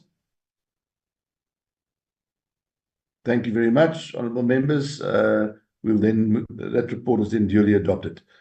Honourable members, I thank you for your time. Please stay on the link. The meeting is now informally adjourned. We can hand over to Honourable Kaunda. He's promised to keep us not longer than 5 minutes. Thank you very much. Thank you, my co-chair. Honourable members, we are now entering into a meeting of COPTA, which will be dealing with the report that will present tomorrow during the budget debate.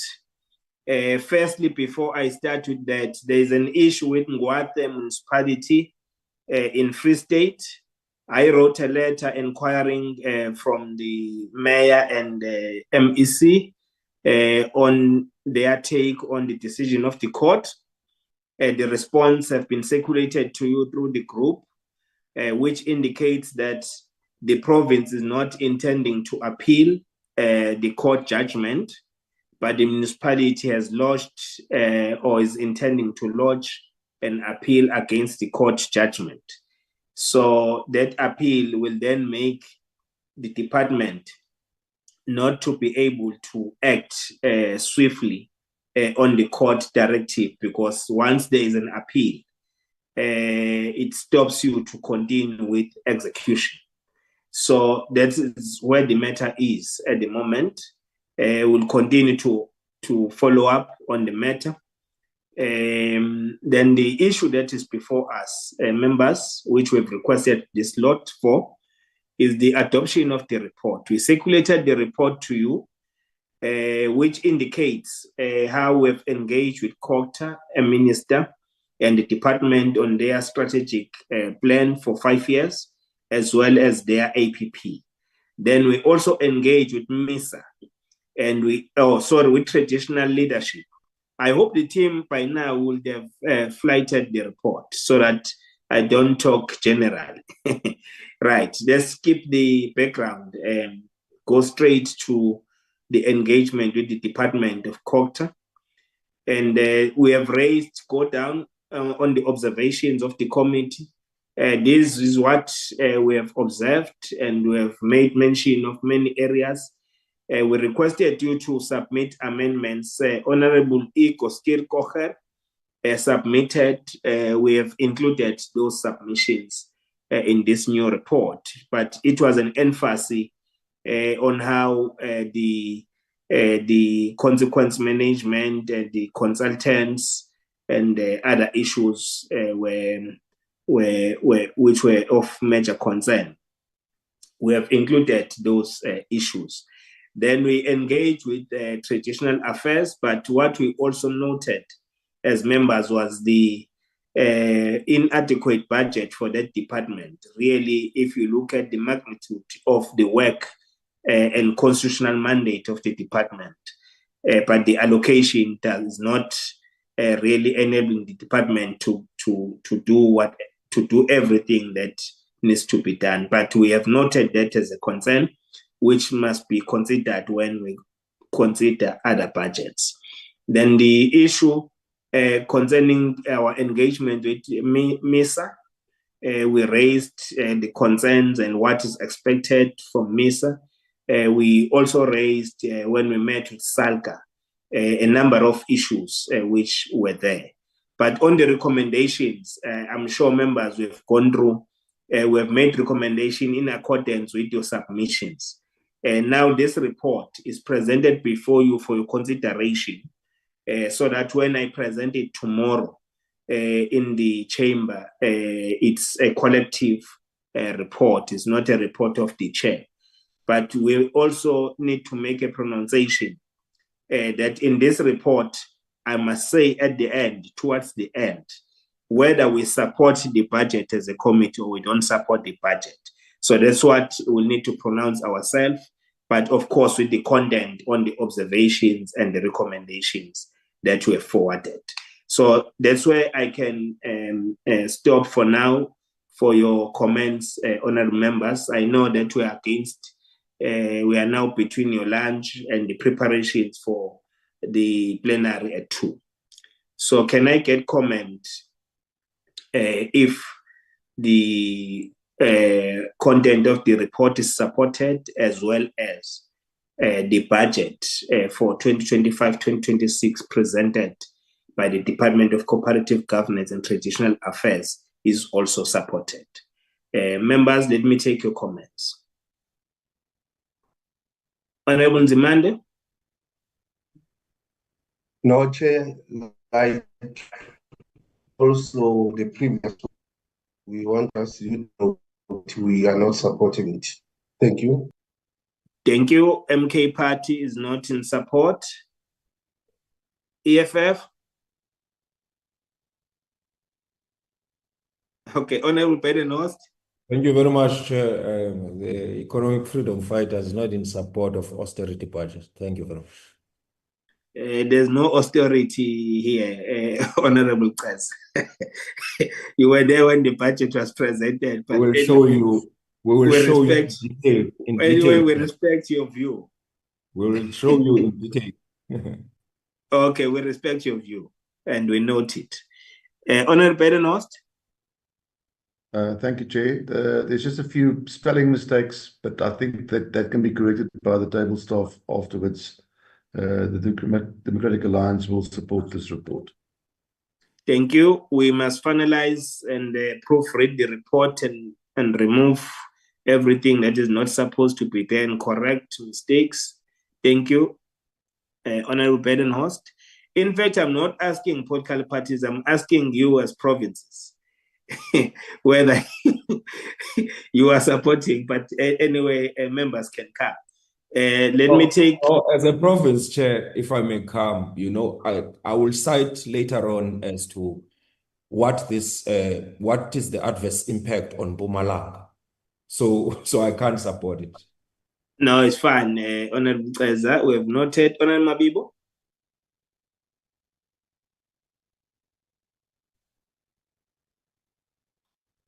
Honorable Mabibo? Thank you, Chairperson. As the Northwest, we do support the report because of the inclusion of traditional leaders to participate in different municipalities. Thank you very much. Thank you very much, Hoshi. Honorable Molokome? Thank you, Chair. We are in full support of this report, Chair. Thank you. Honorable Muiman, Chief Whip. In full support, Chairperson, as the Northern Cape, and as a member of the committee. That's why we are going to build that port there. Let's move. Any other? Honorable Peter, where are you? Eastern Cape fully support, Chair. Because of your humbleness, we fully support. Thank you, Chair. Thank you very much, Honorable Peter. Is there any member that have not pronounced? Honorable Skirkoker? No, I'm in support because my submissions have been included, and therefore the report is now a better quality. Thank you. Honorable Iko. Thank you. Honorable Priyat. Chair, I am in support. Thank you. Thank you very much. Any member that I've left off? No, I think we've all covered. You did not ask me from KZN. I also support the report. So we have two members. So the majority are in support of this report, but we are noting both Honorable Nzimande and Honorable Ceza for their rejection of the report. Thank you very much, honorable members. I think we have come to an end. The team is going to clean the report. There's a lot of cleaning that they will just conduct, and that includes the budget. That means we're supporting both the budget and the content of the report. Thank you very much. Thank you, Honorable Badenhorst, for allowing us to have this lot to conclude our report. With that, members, thank you very much. The lunch is arranged for you, and we have paid for it. Just produce your card in your kitchen at home. Where's the venue? The kitchen at home. Wow. Yeah, your kitchen, you'll be served and also in Parliament. In Parliament, you produce your card. Yes, that is. Yeah. Thank you very much. The meeting is adjourned. Ceza idla lapho ngiarrangeela ukudla la. Akukho nix apho umzi wensizwa lo nje. Thank you. Can I request staff members from the both committees to remain? Okay, staff members, you are requested to remain. Thank you very much. Please process our overseas trip to South Korea and Ethiopia staff members. The passport issues are being resolved. Thank you. I hope that Honorable Ceza and Honorable Molokome, they've done their official passport. I think those were the members, and Honorable Peter, yeah.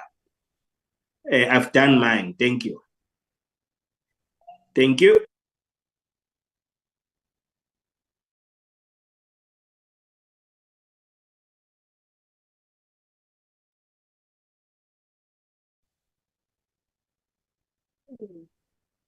Hello, Chair.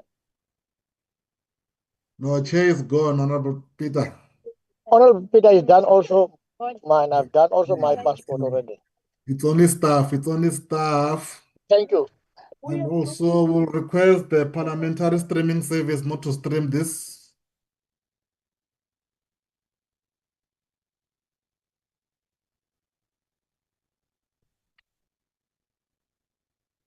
Parliamentary streaming service, please do not stream this proceeding.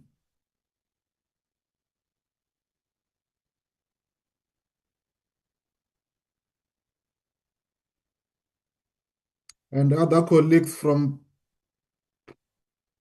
provincial legislatures, you can step out of the meeting.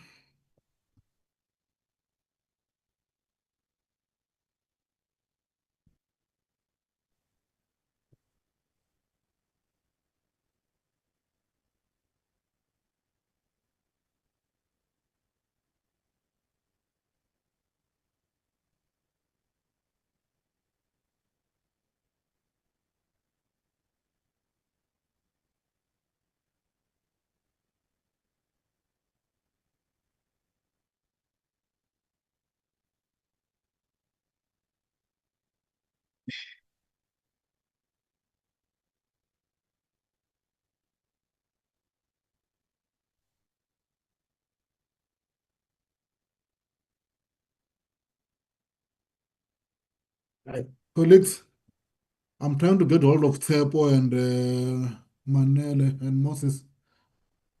I don't know whether it is. Oh, that is Moses.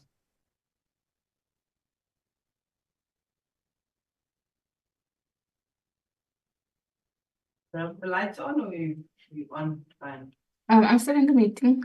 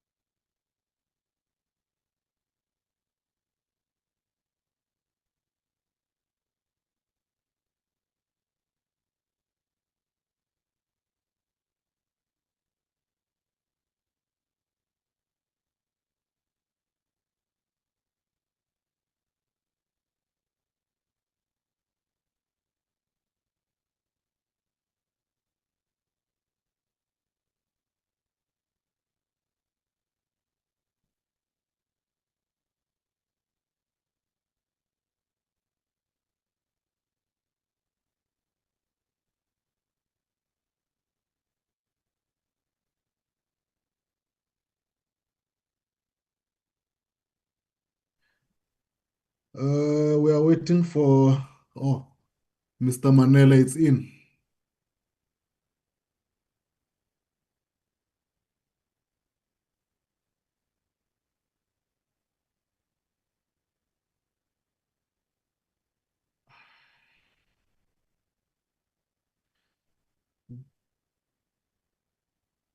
Yeah, we can proceed, colleagues. Dr. Clark, can't you be our chair lady for this meeting? Dr. Clark, Yes, yes, colleague. Can I just make a submission before you lead the meeting, please? Yes. Can I do that? Yes, please. Dr. Go Clark, ahead. I spoke to Hlupeka yesterday I spoke to Hlupeka yesterday about the coordination of this meeting, okay? Yes. I said to Hlupeka, from our side, we were supposed to give you our own concept document together with the objectives and the proposed program, like we have done with regard to infrastructure. Yes. In terms of the coordination of the meeting, in my case, I'm working alone in this committee. Tomorrow is a budget debate of COCTA. So I must prepare a policy statement for the chairperson. I must deal with the report, executive summary, and so forth. We then agree that the meeting will be around +4. But for the meeting to adjourn at this time and say there's a meeting now, I was caught by surprise. But I'm happy that this meeting now has been arranged. I'm here. So I want to acknowledge the good work that we have done. But the commitment that I made to Hlupeka was, number one, SEPO was supposed to add some issues with regard to water and sanitation. In my case, I was going to deal with issue of corporate governance, including public administration. That document is there, but it was going to be important that when you coordinate that meeting, from a conceptual point of view, I'm able to make a presentation so that it makes sense. But where myself and Hlupeka did not understand each other was the exact time where we should coordinate this kind of a meeting. However, there's no strange smash. You can go ahead, Dr. Clark. Okay, thank you very much. It will be very brief. The purpose will basically just be to get feedback on the proposed time for the oversight visit. And then just to see what the new timelines will be for finalizing the concept document and the letter to DIRCO. So it's those three crisp issues. Of course, if there's if there's anything else members want, if there's anything else colleagues want to discuss, we can do so. So in the interest of brevity, could I maybe hear if what the feedback is in terms of when the South Korean and the Ethiopian parliaments, whether they will not be on recess, and looking at our parliamentary program, what we're looking at as a target date for departure and return.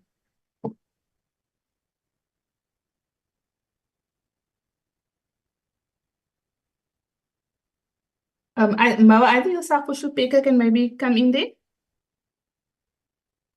Dr. Clark. Yes. From my side, can we make this commitment that our concept document that includes all our sectors in terms of our objectives and what we want to do in both countries will only be given to you from my side tonight we'll get that document. But with the inclusion of SEPO, we will say the final document will be given tomorrow. But there are two critical issues from our side that we are working on, which are very important for the country. Number one is a policy debate statement for the chairperson, based on the report that we have adopted. No? Yes. Two is I must submit what you call a project management plan in respect of the proposed we've got 5 pieces of legislation before COGTA. Now, I want to make this kind of a commitment. The concept document from our side, the final one, that includes everything, the programming, the stakeholders that want to interact with, you can only get it tomorrow. Maybe Krupega can also tell us, in terms of the proposed date, which date is he identifying it? Well, won't that put you under pressure, Mo? You don't want to work towards maybe next week, Monday? I'm telling you, it will, to be honest, Dr. Clark, it will, because Dr. Clark, let him give a particular example. If I were to propose that we interact with the Minister of Public Service and Administration in South Korea, I need to understand the policy issues around public service and administration. Yes. Like if you talk about professionalization framework for public sector, I need to indicate those things. If I talk about the anti-corruption measures and strategies in South Korea, I need to isolate those things quite clearly.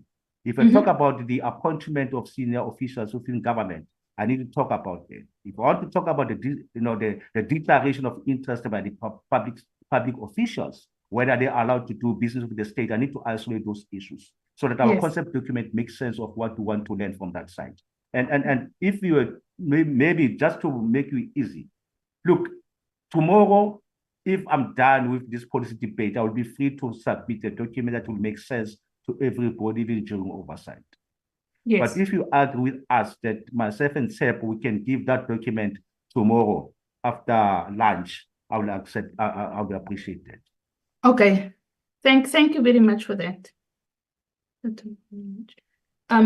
Hlupeka, would you then on the issue of the dates, remember, in our first engagement, then, I made a proposal, but that proposal, it was not, agreed. So I think we need to go back to the drawing board, and then at least we sit down, then at least, we sit down, and then at least we get it now a date that it is we're gonna go present to our political principals. And also then on the issue of, the availability of parliament in those two countries, Mr. Manele committed that at least, he will attend to that. I committed myself that at least I will be assisting in the meantime members, to get, their passport, which at least it's happening. So that's what we are. But I will, because of we are in the hectic week, yes, I will suggest that maybe then at least, we agree in this meeting that we arrange a meeting on Monday where then we'll be finalizing everything. That is my suggestion. Then at least, all of us will go look at the calendar and also the program of parliament, and then at least, we come with a date. Then we meet on Monday. That will be my proposal. Because we now, colleagues, I think we're left with 2 months. Dr. Clark. Yes, ma'am. Yeah, I think Krupeka has made a progressive proposal. And I'll tell you why I'm saying that. We're aware that Loazi has been appointed as the committee secretary. And there was a lack of clarity as to who's going to be a committee assistant. I will give you a practical example. Immediately after this meeting, just to find out in terms of proposal whether Parliament will be in session in Ethiopia, in South Korea, that can take us only 5 minutes to do that and make a confirmation. As to the week that we want to go to those sites, that can take even 5 minutes to make a determination around it. But of importance is logistical arrangement around this matter. And if management of the committee section don't assign a committee assistant to focus on logistical related matters, I think we are going to experience serious problems. So in summary, I support the proposal of Krupeka that on Monday we finalize everything without any delays, so that we know after that meeting at the technical level, we communicate with management of the committee section, we immediately, schedule a joint management meeting to update the politician in respect of our readiness and preparation. Thank you for that, Mo. Can I just check? You were going to speak to, was it Mamkawe? Did she respond at all? To After our previous meeting, you said you would speak to Mamkawe to alert her to the fact that the committee secretary, that all hey, I want to be frank with you, and this is what I said to Kupek. I spoke to the manager who is responsible for logistics in the committee section. Yeah. To say the committee assistant who was assigned to us is now being appointed as the committee secretary. What is the management plan in respect of deploying a committee assistant to service my committee and your committee? There was lack of clarity around that. Maybe I think myself and Kupeka, we need to meet our managers and we get a clear clarity as to who's going to assist us. Frankly speaking, Loazi, I mean, it makes sense. Even myself, I'll do the same. If I'm appointed as a committee secretary for another committee, I would not do a committee assistant related work. It makes sense what you are saying. Yes. And look, I'm not, to be honest, myself and Kupeka, we need to have meeting with the admin manager to get clearly who is the assistant who's going to say. Agreed, because we can't be proceeding like the way we are now, you know. Okay. So I think let's agree that let's convene again on Monday. Then we'll see how far we're going. Okay. Yes. So then on Monday we will then from each other ask for feedback on the concept document finalization, arrangement of a meeting with committee management on the appointment of a committee assistant, feedback on the dates that are to be proposed, because you guys would have had a look at the programs for the respective legislatures. So those will be the three items we will get. We will do feedback on Monday. And my commitment, I'm sorry, Dr. Clark, my commitment is on either Saturday late or Sunday in the morning, you'll get the concept document. So that on Monday, we just go through so that you understand. You understand what I'm saying? Yes. And propose in line with your what you have done, and say weekly, this is what we'll expect to. These are departments that we want to engage. These are members of provincial legislature, the committee in 2 countries that we want to engage. These are the objectives why we want to engage on those matters. So everything will be there. No, thank you very much for that, Mo. Kolani, would that timelines fit in for you? So we're looking at individual colleagues finishing their parts of the content document. I've got no objections. I think I'm okay. Yeah, should be fine. Okay, perfect. Okay, thanks, my brother. Thank you very much. Is there anything I forgot before we close? No, nothing, Dr. Clark. Okay.